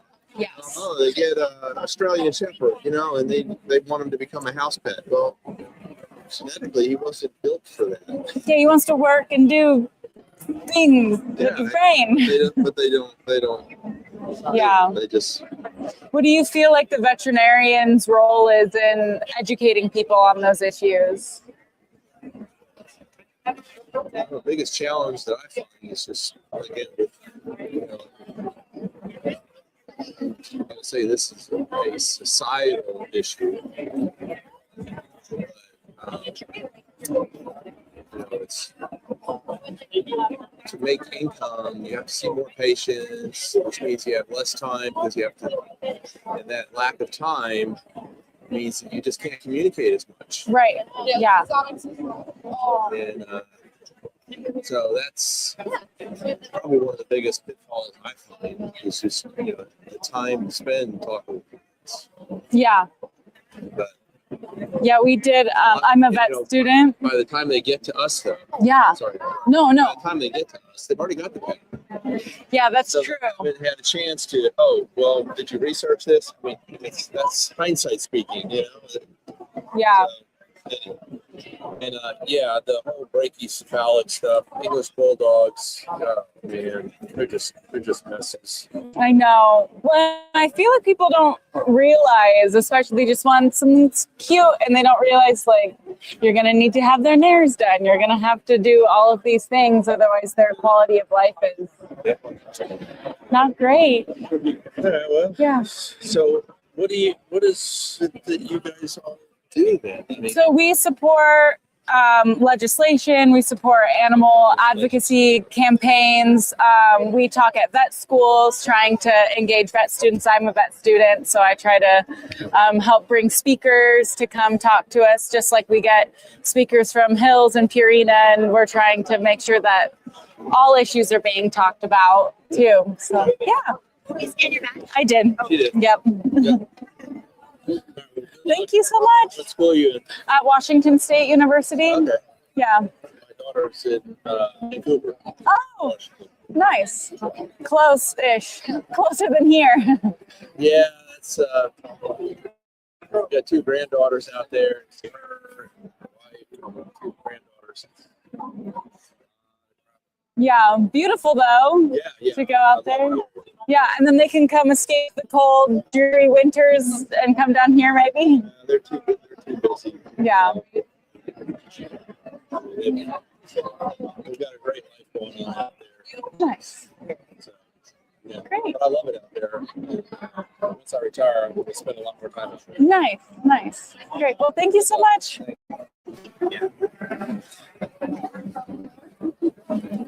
Yeah, we chatted about brachycephalism. His big issue was animal aggression and owners not spending enough time with their pets. Yeah. Yeah.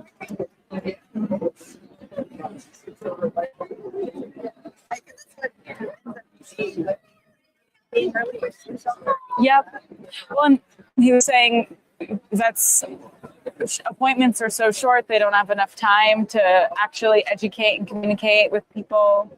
Like what they teach us in school is like we should be having all of those conversations in the puppy visits, but what you see in practice is like puppy visits are like 10, they're the super fast like 10-minute appointments, but they really should be the I feel like longer like one. separate, like for general practice, especially like this would be a practice like they like, have like events where like everybody comes and you like give a talk on something that's going on.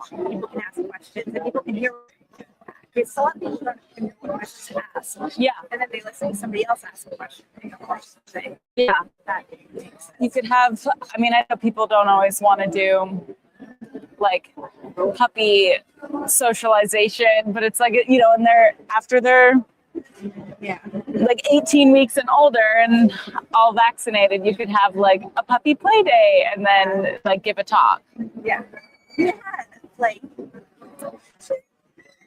and that used to be this being like after like all puppies after first vaccination, they have Yeah. play date thing.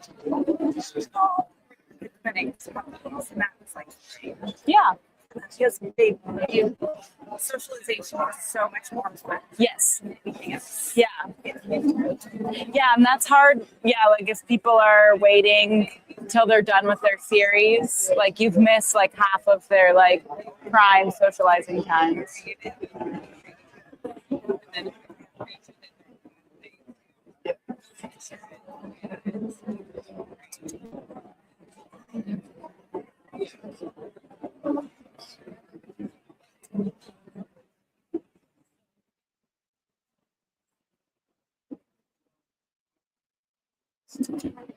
Hello.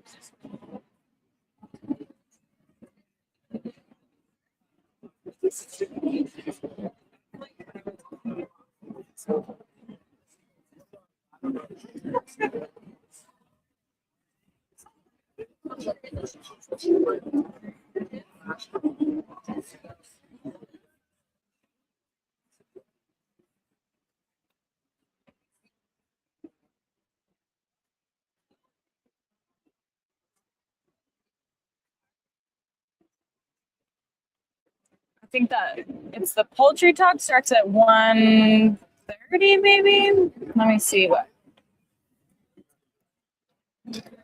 1:40. Hello. Hello.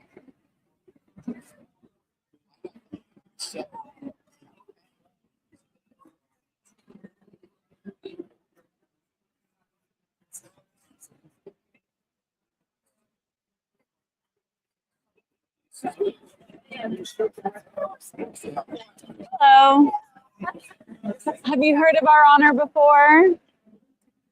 No, sorry. Yeah, no, that's okay. No, I have not. We're veterinary professional animal advocacy organization. So we work on various animal issues. Yeah. Veterinarian at your No, I work at a school, so Oh, I'm always amazing. interested in things that I can kind of direct students to if they have an interest. Yeah. Do you mind if I scan your badge? Amazing. what school do you work at? Apparatio BB, it's in Tampa. Oh, okay. So do you have a website? Yeah. And we also have at a vet tech school or what? A vet assistant school. Yeah, we have a student ambassador program to help. So students at their schools organize lunch and learns, and we help provide funding for the food, and they organize students, and then we come and talk about different issues. Some of the things we've been chatting with people about are like breeding of brachiocephalic animals, ear cropping, tail docking, declawing, those kinds of issues. Yeah. Thank you. Yeah.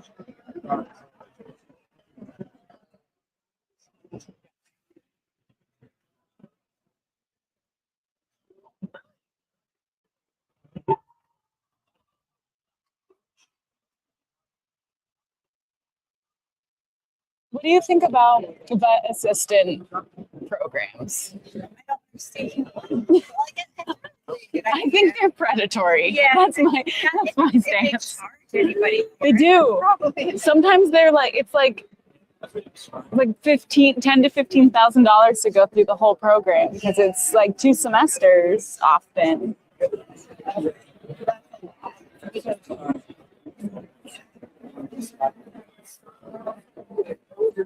And then you don't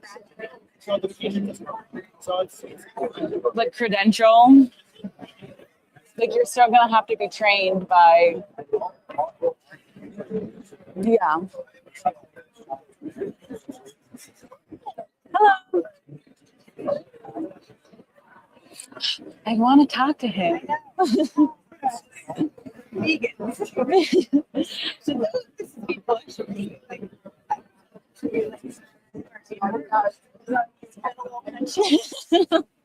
Vegans who may be shocked.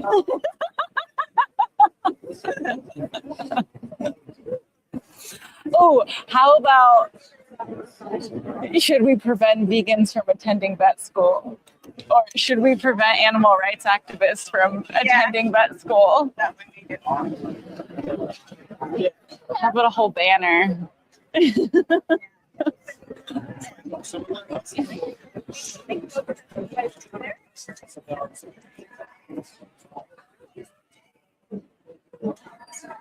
Yeah, should animal rights activists be allowed to become vets?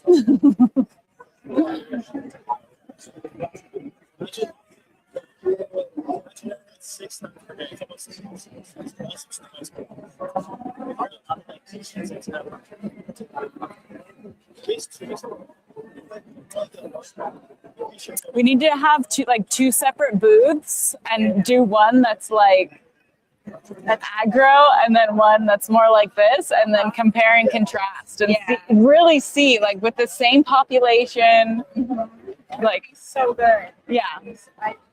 Next year I'm tempted.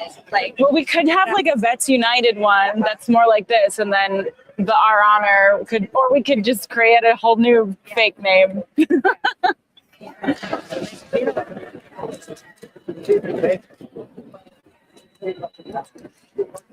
Just like a vegan veterinary. Yeah. Yes.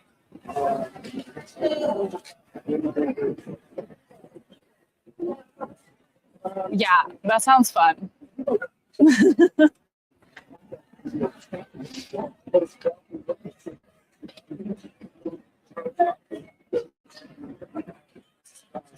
We can have Sky man the vegan veterinarian booth. Just needs a little bit more. I don't know if you can talk to veterinarians very well. He's not going to be, well, he always goes shooting, but it's more like. Yeah, but maybe that's what we want that one to be. I don't know. It would be a fun experiment. I agree.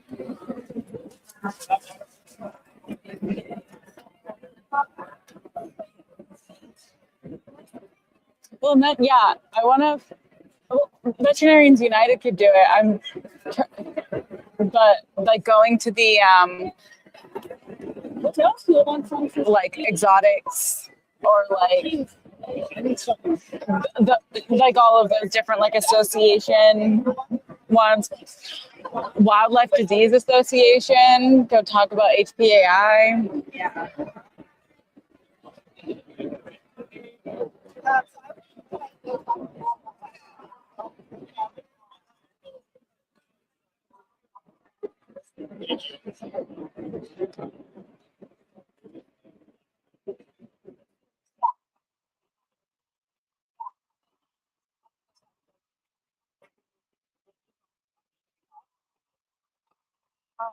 So close.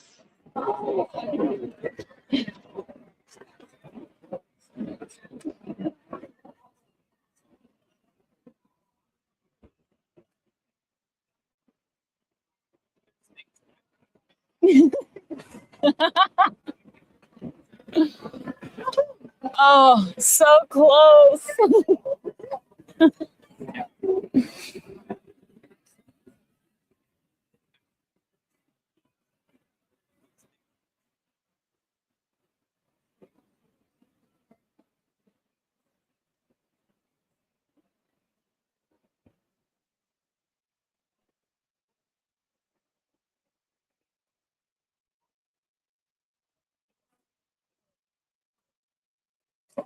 Oh my God.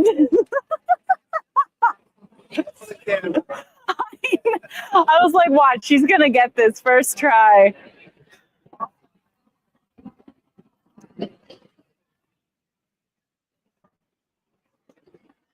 Surgeons and their hand-eye coordination.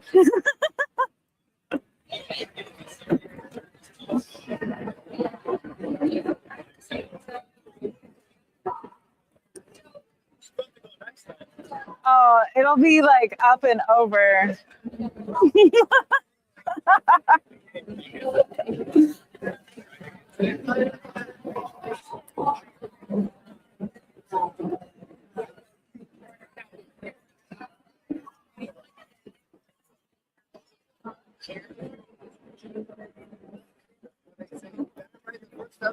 Don't try again.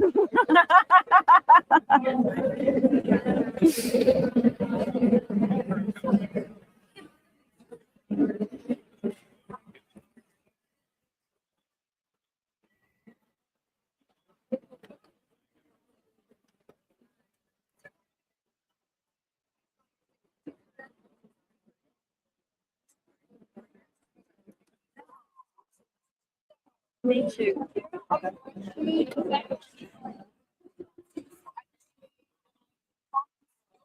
You know? Well.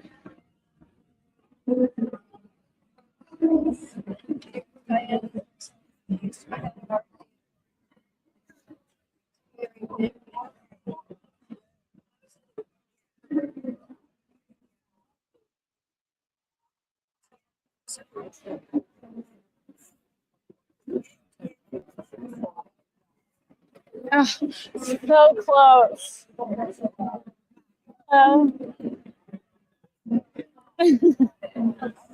That was pretty impressive.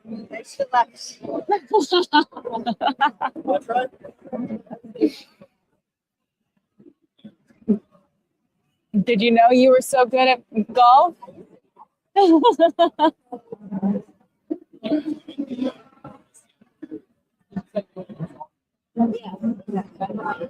Competitively? I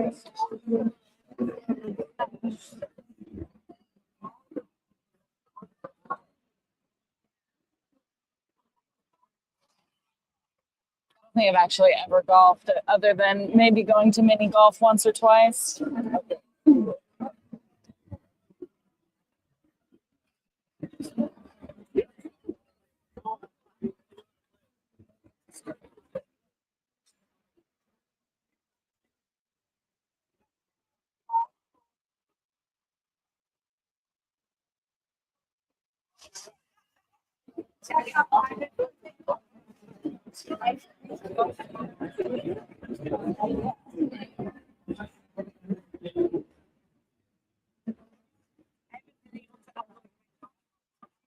Oh, is this too long?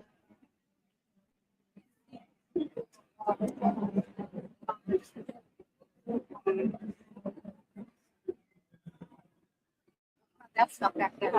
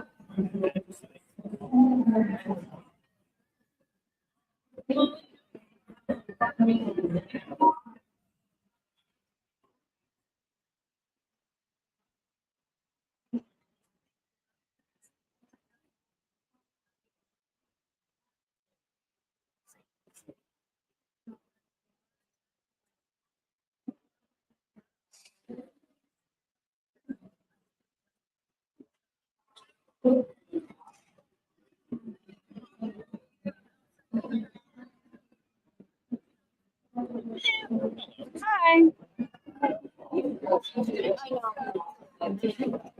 Hi. Have you ever heard of our honor before? I have not. We are we're a veterinary professional-led animal advocacy organization, and we're led by veterinarians, vet students, vet techs, etc. And we work on animal issues from within the profession, and we help support animal advocacy campaigns and legislation. What are some animal issues you're passionate about? Largely just like irresponsible breeding is really the biggest thing I care about. Yeah. Us as well.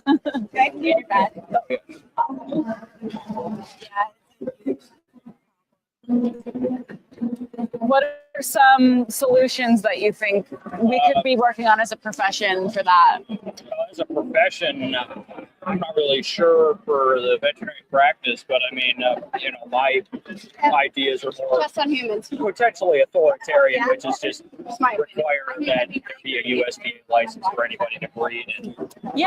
if you violate that, then you just get fined. Yeah, it's amazing how like backyard breeders. I actually was just looking that up yesterday of who has to have a license, and a lot of people don't, and it would be a really great thing to tighten that regulation at least. As far as the breakage products, Yeah. a lot of places are saying we just need to eliminate them.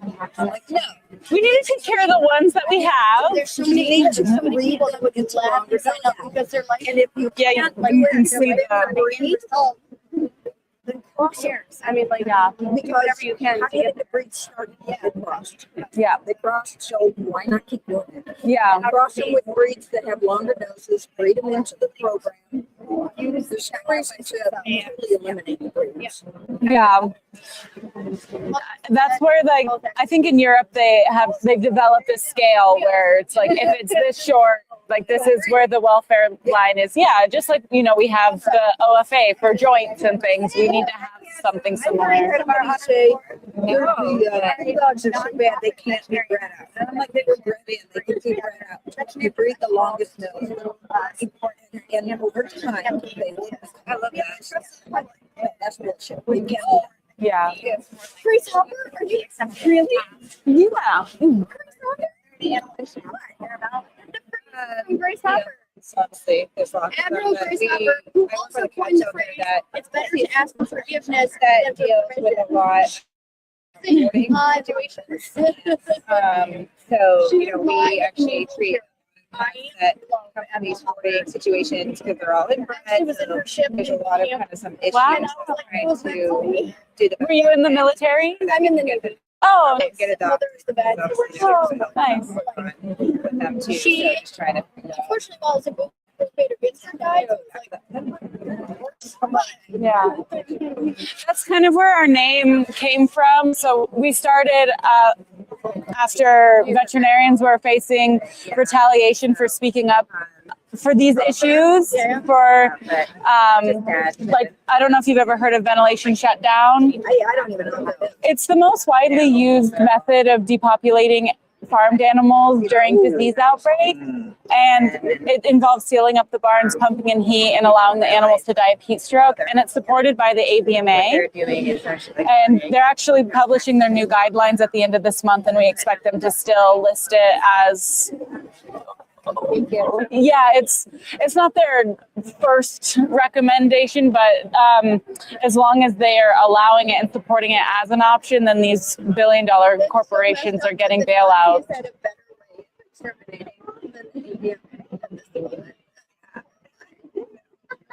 That's absolutely more fun. Yeah. Good for thought. I have a little job. I'm gonna take a picture if you don't mind. Yeah. But yeah, that's kind of where the name came from, because the AVMA they've banned us from speaking at their conventions because we oppose ventilation shutdown. They've like personally retaliated against veterinarians that are associated with us. Yeah. May I take the tiny pin? Yes, of course. I love this. I Thank take you. it then y'all would also, what? No, I'm saying, take it that you're also have stance against decoying animals. Yeah, and we hope the AVMA can also make that stance, especially as it's being passed in multiple states. Right. Like what, New York just recently? Yeah, in California. California was recent, and then Washington's working on it right now. And then there's a federal resolution, but it wouldn't be a bill, but it would at least bring it up. Yeah. Thank you. Did you scan everybody? Oh, did I? Did we scan you guys?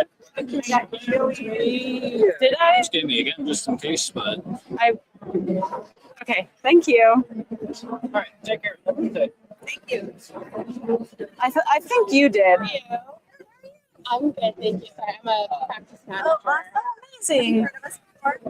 I'm based in Canada. Yeah. Do you? Yeah. Oh, that's amazing. We're basically bring together veterinary partners and classes and campaigns to issues we really care about. Just more like welfare. It's a big topic. Yeah. What are some of the things that you're seeing that concern you? Inability to afford care. Like the non-compliance for like medical treatment, but it's like financial. It's hard. Like you can't force someone to go for treatment if they don't have the money. So yeah, and it's hard to make care affordable to their budget because there's other things that are involved in the price of living. So yeah, as a practice manager, you must really understand that issue a lot. yeah, and then just like people being jerks for no reason to our staff.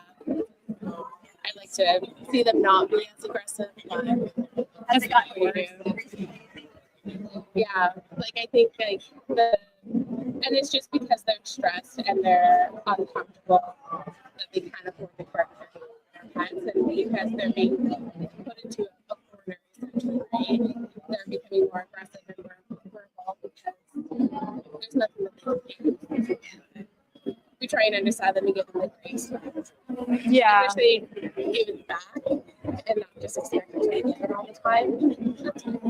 Yeah, I'm in Los Angeles, and we have like a voucher program. So being it down in Los Angeles, it costs $950,000 every day. It's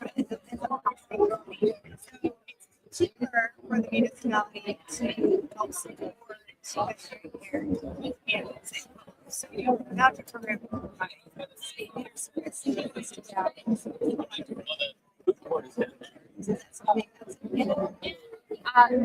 Spain leader is care is not. Like we have one clinic that goes off of like public funding and like they have a little bit of government funding, but it's not enough to support the community. our homeless in Edmonton itself in Calgary has increased significantly due to like the recession, the tariffs, all the beautiful things that happen. But it causes like a huge ripple effect, and then people are homeless or displaced, still keeping their pets, which is great because they need that companion. But now their dog has a UTI, and it's going to be for them to know the severity of it, which I can to give it. Like it's going to cost them almost $500, or they have a pile or a foreign body or ingested some. Like it's just like a lot. So we try and do a lot of fundraising in our community to support that practice. Yeah. We need to expand.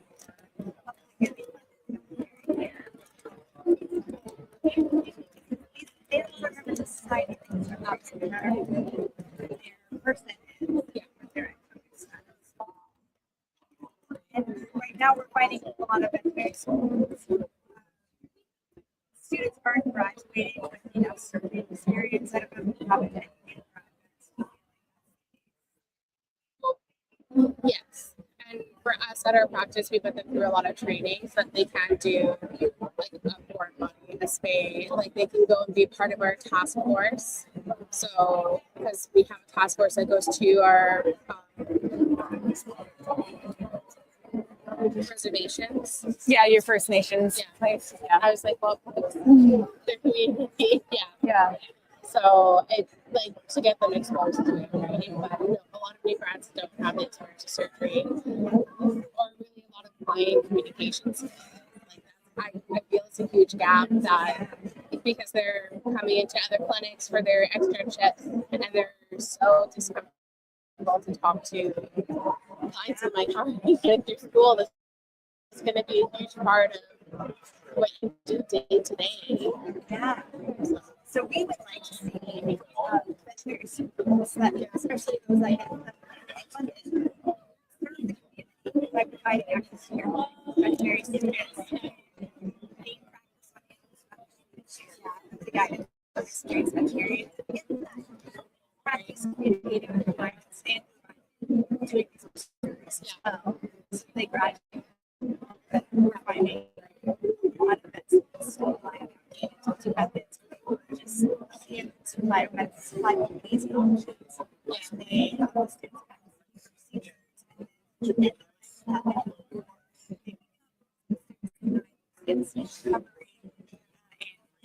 the ability to communicate with it's very ineffective to do it and expand Absolutely.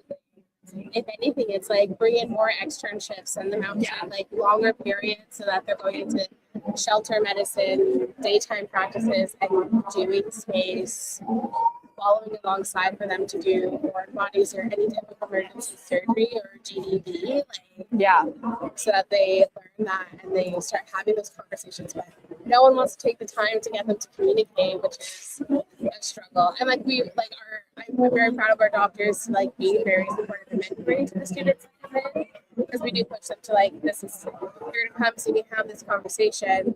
The next time you have a conversation with a client, you're doing it Well, that's a lot of responsibility on your doctors to do something that the school should have been doing. My school at least does have a very I think we were one of the first schools to implement like a communications curriculum. Really? And so I'm always surprised to hear that people are shocked because that's like the one thing that people say about our grads is you might not have surgical skills, but you can talk to people. But it seems like it's not that common. Hopefully they will. Like we've been talking to our universities in Saskatchewan and Calgary about their curriculum because they're asking for our feedback. Which is great. Amazing! So we're just like, we need to figure this out because it's only setting them up for failure.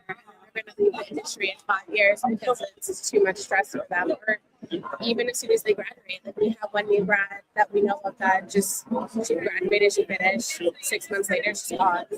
Nothing to do with it anymore. Wow. It's just like the anxiety of having to talk to people, not knowing how to handle those communications. Like that's so sad. Yeah. It's been 8 years of your life doing this, getting to this point, and you're just walking away. Yeah. Yeah, I'll be making some videos about Saskatchewan. Is it I feel like we did get Did you get from University of Guelph? Did you get there? I did get well. So we'll be making videos about their curriculum and having that, all that's that I think better communication skills. Yeah. When they're not with like members, patients, caretakers, and then they're just practicing these skills. Like in Saskatchewan, their university, their students, we have an intern right now, no surgical skills at all. Wow. She's like, I think I did half a day and that was it. And I'm like, how? I'm like, that's crazy to me. But I don't know exactly what their curriculum is structured like. That's pretty common. Really? Yeah, even some of like the higher, I've talked to students who went to like Penn, which is like an Ivy League school, and they graduated having done like half a spay and half a neuter. And that's crazy to me. I'm like, they should be due from start to finish to see, like you were, like what we've been saying, right? That whole experience. Yeah. Make videos about the schools and ask them to change. And what you're doing, which is so important, giving them direct feedback as their future employers. Oh yeah, please do. Thank you. But absolutely, I think it's so important, and it gives the students more confidence in themselves. Like I've met quite a few that are graduating this year, and I know them from working alongside, and they're very confident people. I hope that there's just more support and education and like mentorship, like opportunities for them outside of the practice that they're at. Yeah. Yes, they're going to build relationships in their practice, but they need advice from other people, not just definitely.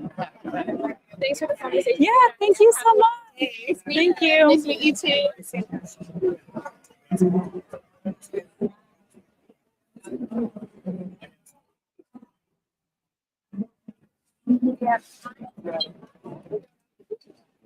Yeah, as an educator, but school has been rough to watch, like as an outsider. Yeah, just like, yeah. And like I've talked to Dory about it, of like, it's a balance between wanting to let professors kind of build it and make it their own so that they're motivated and inspired, but then also have pedagogical standards that are effective.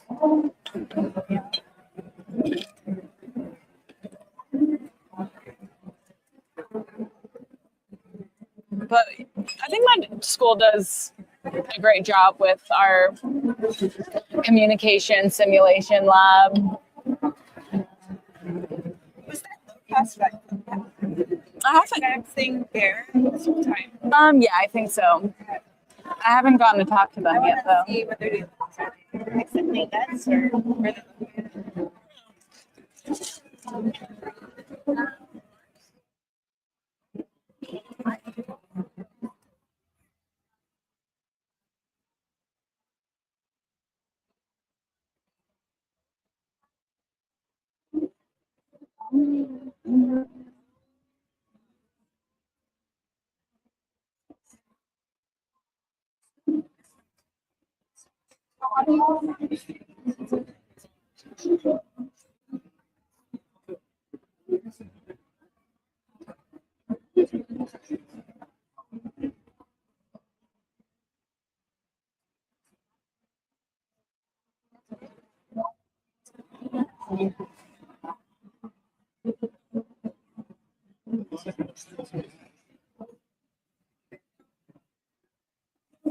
It's hard having these cookies in front of me and not eating them.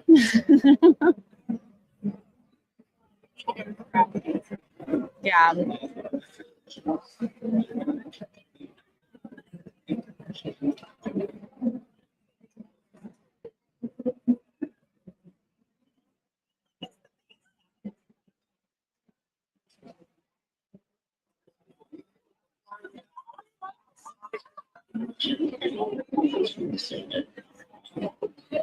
Hi.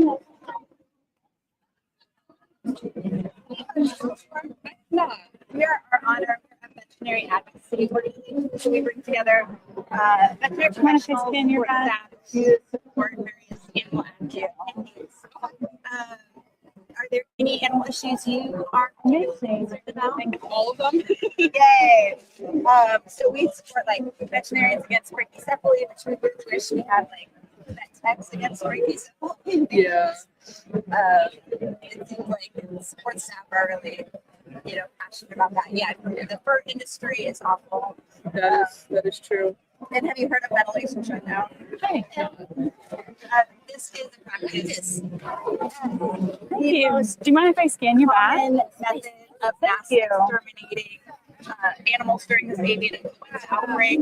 So tens of millions of animals have been killed. They seal up buildings, pump in heat, and leave the animals to die. And sometimes it can take up to 8 hours. And there are less cruel ways using nitric gas or nitrogen foam where they become unconscious within a few minutes and die. Within a few seconds and die a few minutes later. And unfortunately, the American Veterinary Medical Association still allows for ventilation shutdown to be used, which means that billion-dollar corporations, which are the only ones using this, like this ventilation shutdown is really cool. Huge, massive facilities owned by big companies. Since the AVMA allows it, there's no incentive for them to use less ethical methods and put plans in place to use those methods. And they get millions of our taxpayer dollars to bail them out when they fill their blocks using ventilation shutdown. So the AVMA's new guidelines will be out at the end of this month, and we suspect that they will still condone ventilation shutdown. So we're just raising awareness about this so that the AVMA know that the vast majority of us do not want our profession to be used for these practices. Yeah. How does one like? So take a bid, and we can sign you up for our newsletter, and we'll send out when the new guidelines are released, like some sort of action to email the AVMA and ask them to tell them how we do not. Yeah. Thank you. Yeah. Thank you.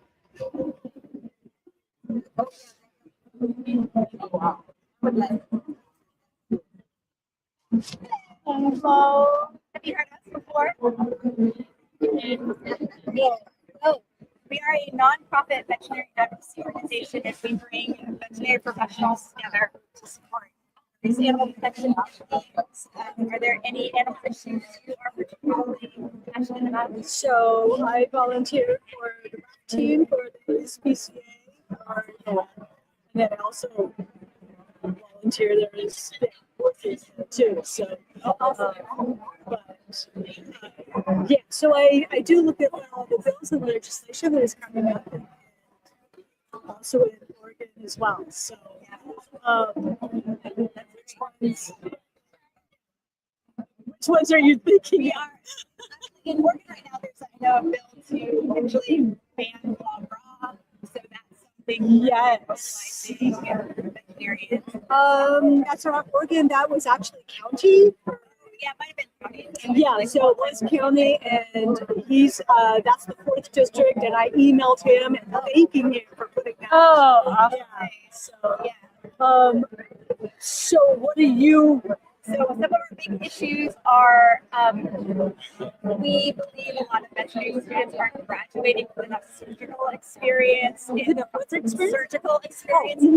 And we just published a paper in veterinary education, which looked at the curriculum of all public veterinary schools in the U.S. and Canada, and we found a lot of teachers relying on outdated teaching methods that involve religious networks of companies and options, and having students practice procedure and then ending lives before they wake up denying students getting too many communicating with clients. So we want to push veterinary schools to do a more animal care model where animals in their community receive access to care through the veterinary school, and students learn procedures on animals who actually need care under the guidance of experienced veterinarians. I graduated from UC Davis, and they had a model like that that I found very community. One of our issues is doing a series on each vet school, what they do, and ask the school to. That's very cool. Have you heard of ventilation shutdown? Yes. Yeah. Oh my God. The AVSA will be releasing their new guidelines at the end of this month, and we expect that they will still allow ventilation shutdown for the tier 2 method, tier 3 method, which means that billion-dollar corporations who do this get billions of more taxpayer dollars. Yes. To bail them out. They do this. So we're asking the AVMA. We're just going to express our disapproval. So your organization actually targets more the ADMA rather than the legislative process. We actually, there is some, I think Colorado looking at potentially banning VSD as well. I'm sorry? Colorado might be looking at banning VSD. I think there's different things in the works right now, but we would support bans on VSD in some way to increase access to. Okay, so what is your purpose of talking to me here? Are you looking for funds? Are you looking for advocates? Are you looking for? Yeah, hoping to add you to our mailing list so that you can get our action alerts that we send out on a weekly basis. We also have a community here. We ask people to join. You can also join our social media. We're just kind of like talking to people, seeing what they're interested in, and getting a feel for the community. But following us on social media, getting people into our networks. Okay, there we go. Yeah, and we always need more like veterinary professionals because a lot of there's a big divide between different animal advocacy campaigns and the veterinary profession, who the public look to set animal welfare standards and guidelines. And so we're trying to be that bridge. And we've been asked by different legislative campaigns. We've been asked to testify for different lawsuits relating to animal things. So just growing the network of veterinary professionals that can do that kind of work as well. Yeah. Thank you. Yeah, thank you so much. Yeah, please take a veterinary. That's okay. Huge miss on our part not having vet techs against the Great Assembly. Yeah, awesome. Yeah, thank you. She didn't know like that. She's like, what's your point? It doesn't have to be transactional.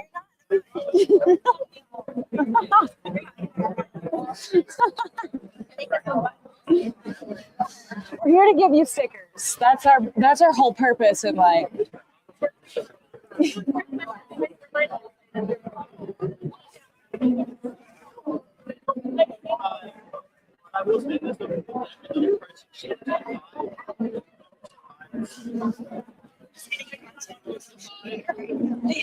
Yeah, our point is the TikTok videos.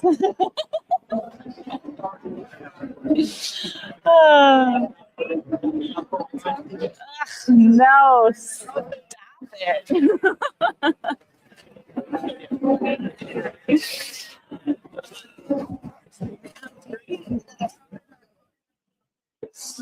I have such a frog mouth. Just look like a canyon tree frog.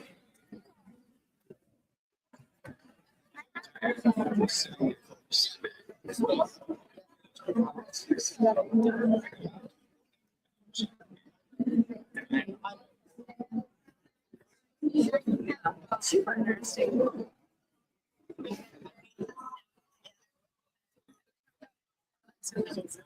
animals.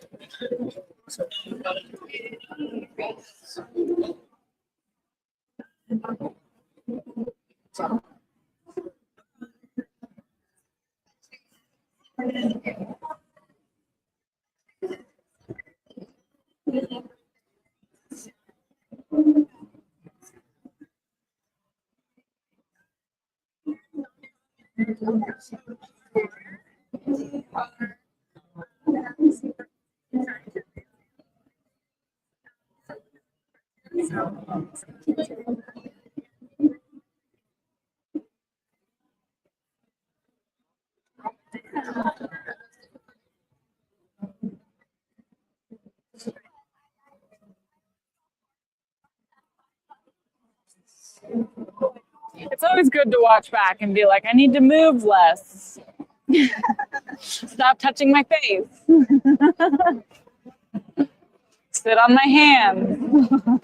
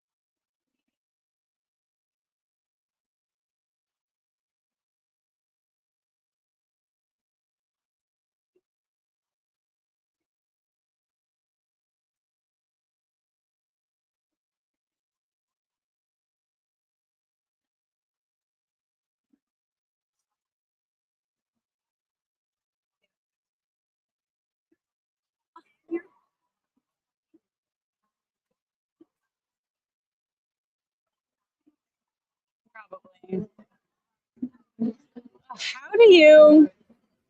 How do I organize data? Is that all the things? No, this is all of the USDA inspection reports, but I want to organize them. This is like over the years, and I want to organize them by name so I can see so I can find the same ones and see if they have like over the years. You can go, yeah, like on that, and like then do sort. This one, but I can't remember if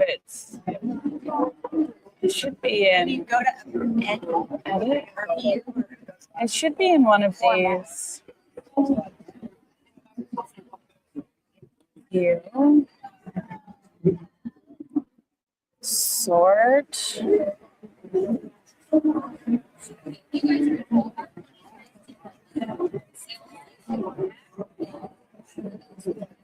I know there's a sort, but I just, this is a Google question.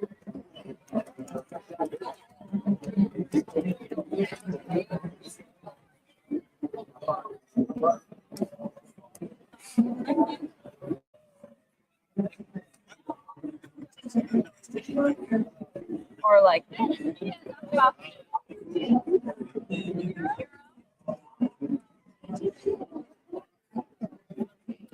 sort and filter data.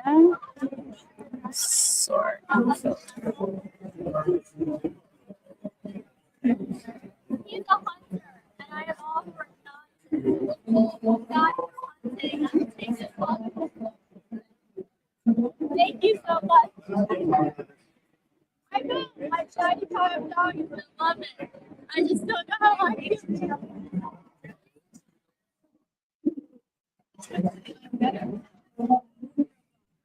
Hold on, but I have to. You have to group everything first.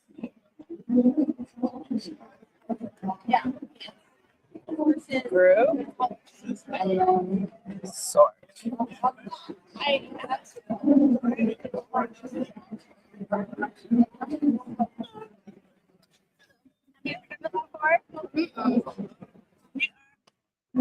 Sorry, I'm meeting. We're a nonprofit veterinary advocacy organization. We bring together veterinary professionals to support various animal advocacy campaigns. Are there any animal issues you hear about a lot or are passionate about?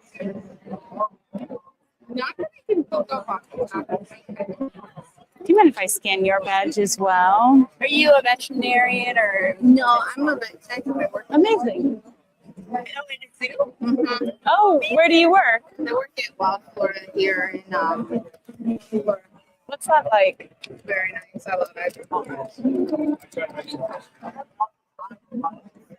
We have a couple of new people that are part of us. I don't know if you've heard of like the Miami Aquarium issue. Like a lot of the vet staff reached out to us because they're bullying and retaliation by the management, not letting them provide the care that they needed.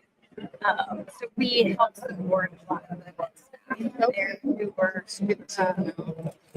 facing a lot of bullying or retaliation. Quite a common theme I hear among the people. So it's good that you work at a good one where the animals are provided good care and very much so not. Right now, bring vets together to like address some of those bad ones that currently so. Yeah. Thank you, ladies. Yeah, thank you. Have a good one. Thanks, you too. Yes, so you mentioned Miami Aquarium. Yeah. Very suspicious.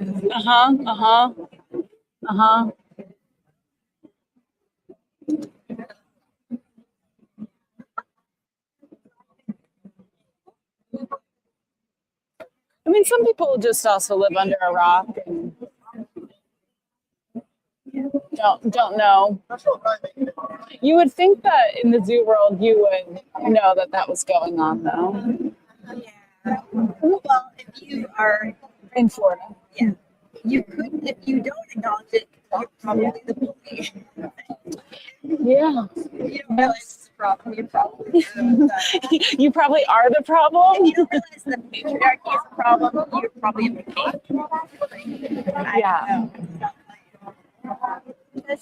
Yes.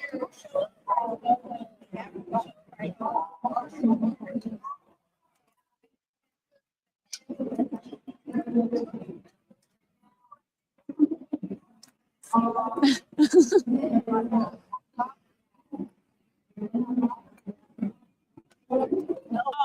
man. And now, yes, you quit while you're ahead.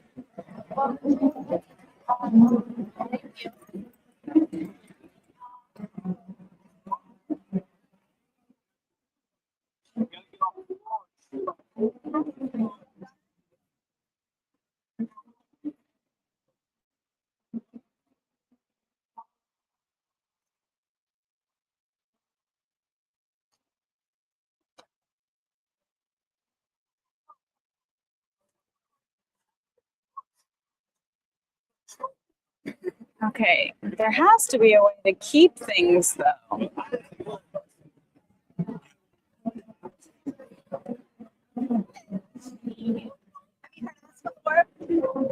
I do think so. We are a nonprofit veterinary advocacy organization bringing together vet staff to support animal protection campaigns. Are there any animal issues you hear about in your business? Yes. That's my biggest one. Awesome. Yeah. Yeah, we support all of the legislation to ban equine. There's now one in Washington. I'm in North Carolina, so ban it. But there's some federal legislation. It's a resolution. We're also brachycephaly. Yep, we're raising awareness about the harms of breeding. Yeah. And have you heard of ventilation shutdown? This is actually quite common in North Dakota. It's one of the most common ways of mass exterminating animals, farm animals during the avian influenza outbreak. So lots of millions of birds have been killed this way. We seal up buildings up in heat and wait for the animals inside to die in response to avian influenza. There's less ways to do it, like using nitrogen gas, nice nitrogen foam. But unfortunately, since the American Veterinary Medical Association allows ventilation shutdown, this means billion-dollar corporations get millions to be allowed to use this method. So the AVMA has really been retaliated against us for advocating against ventilation shutdown. Their new guidelines will be out at the end of the month, and please expect that they will continue to support these billion-dollar corporations by allowing ventilation shutdown. So we're just going to be raising awareness about these guidelines that come out and encouraging people to contact the AVMA and express their disapproval. We're encouraging people to grab a cave and let everybody else know about ventilation shutdown and the AVMA endorse it. Yeah, thank you.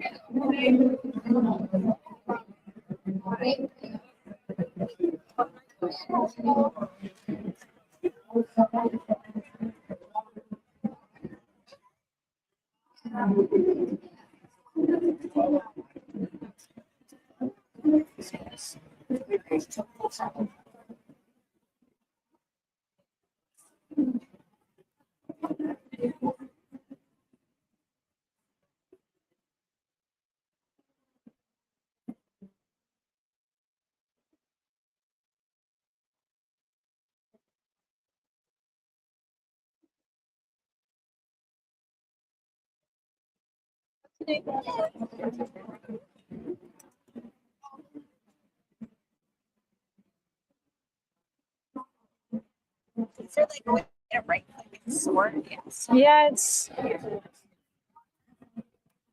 but it's not. Oh, it did. Okay, great. But did it change? Oh, yes, it did. It changed everything. Great. Yeah, because I want to see which ones are being visited year after year and nothing is happening. Like this one that has been visited. Let me freeze this frame.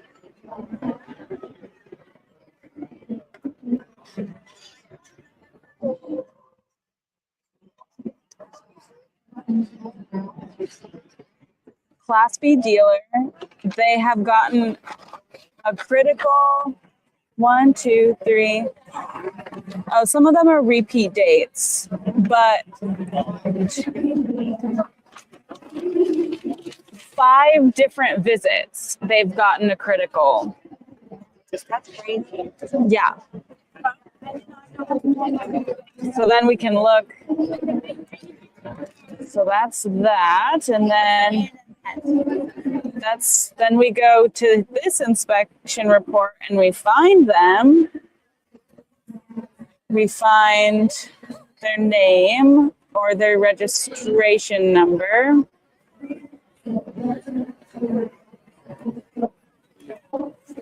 And then oh, look at that. Then we can look at each of them. Wow. And we can look at the, this is my favorite website.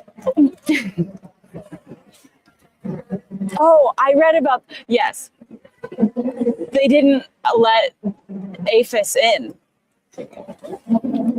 that time, but I think that might have been, and like, shouldn't you get a warrant then to be like, why are they not letting us in? So in essence, the USDA has not actually inspected them since, like, was that this one too? Okay, this one they actually looked.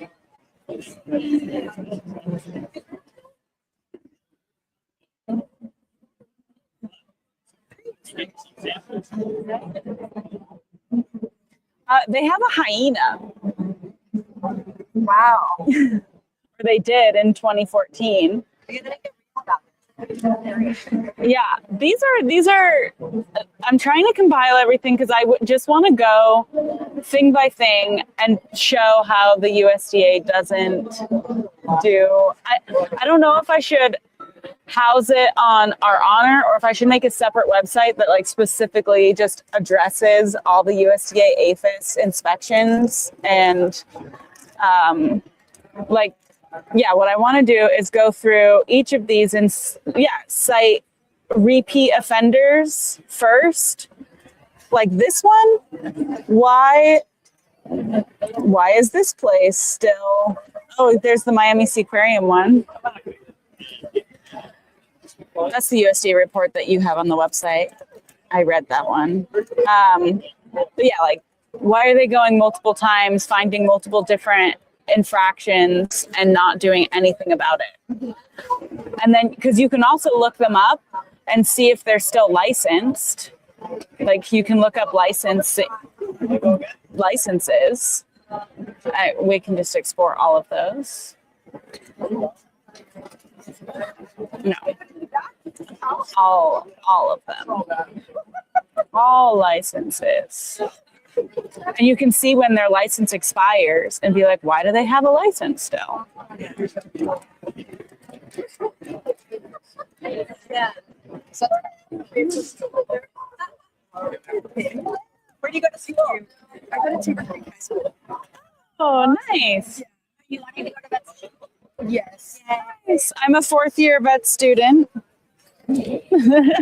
So I've almost done. We're sophomores and we're in our second year of our vet at our school, so really excited. That's awesome. What's that program? And do you mind if I scan your badges? Of course. It's Timber Creek High School. We have FFA and vet, so we work in the agriculture, like we work with agriculture stuff and also vet. Yeah. Our vet, we actually have a vet class, so it's like an elective that anybody can join. And we have our own vet clinic attached to a classroom.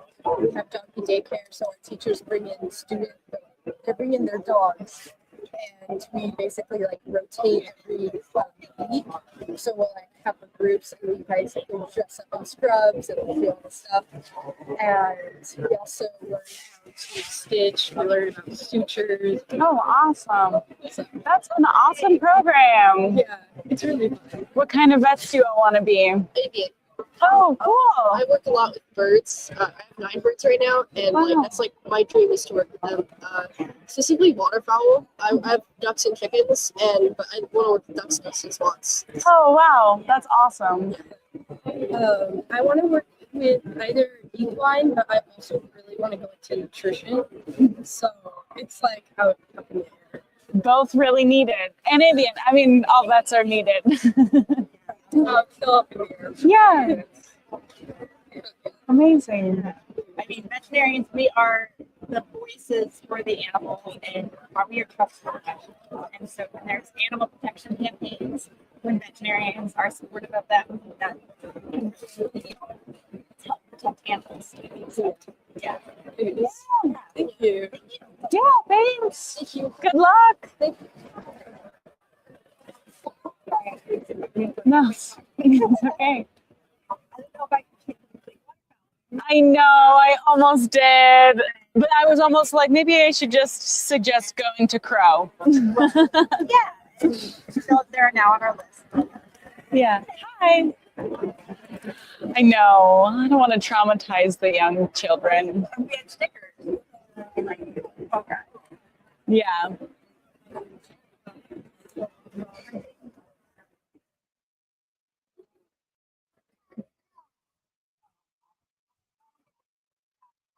Yes, one for me.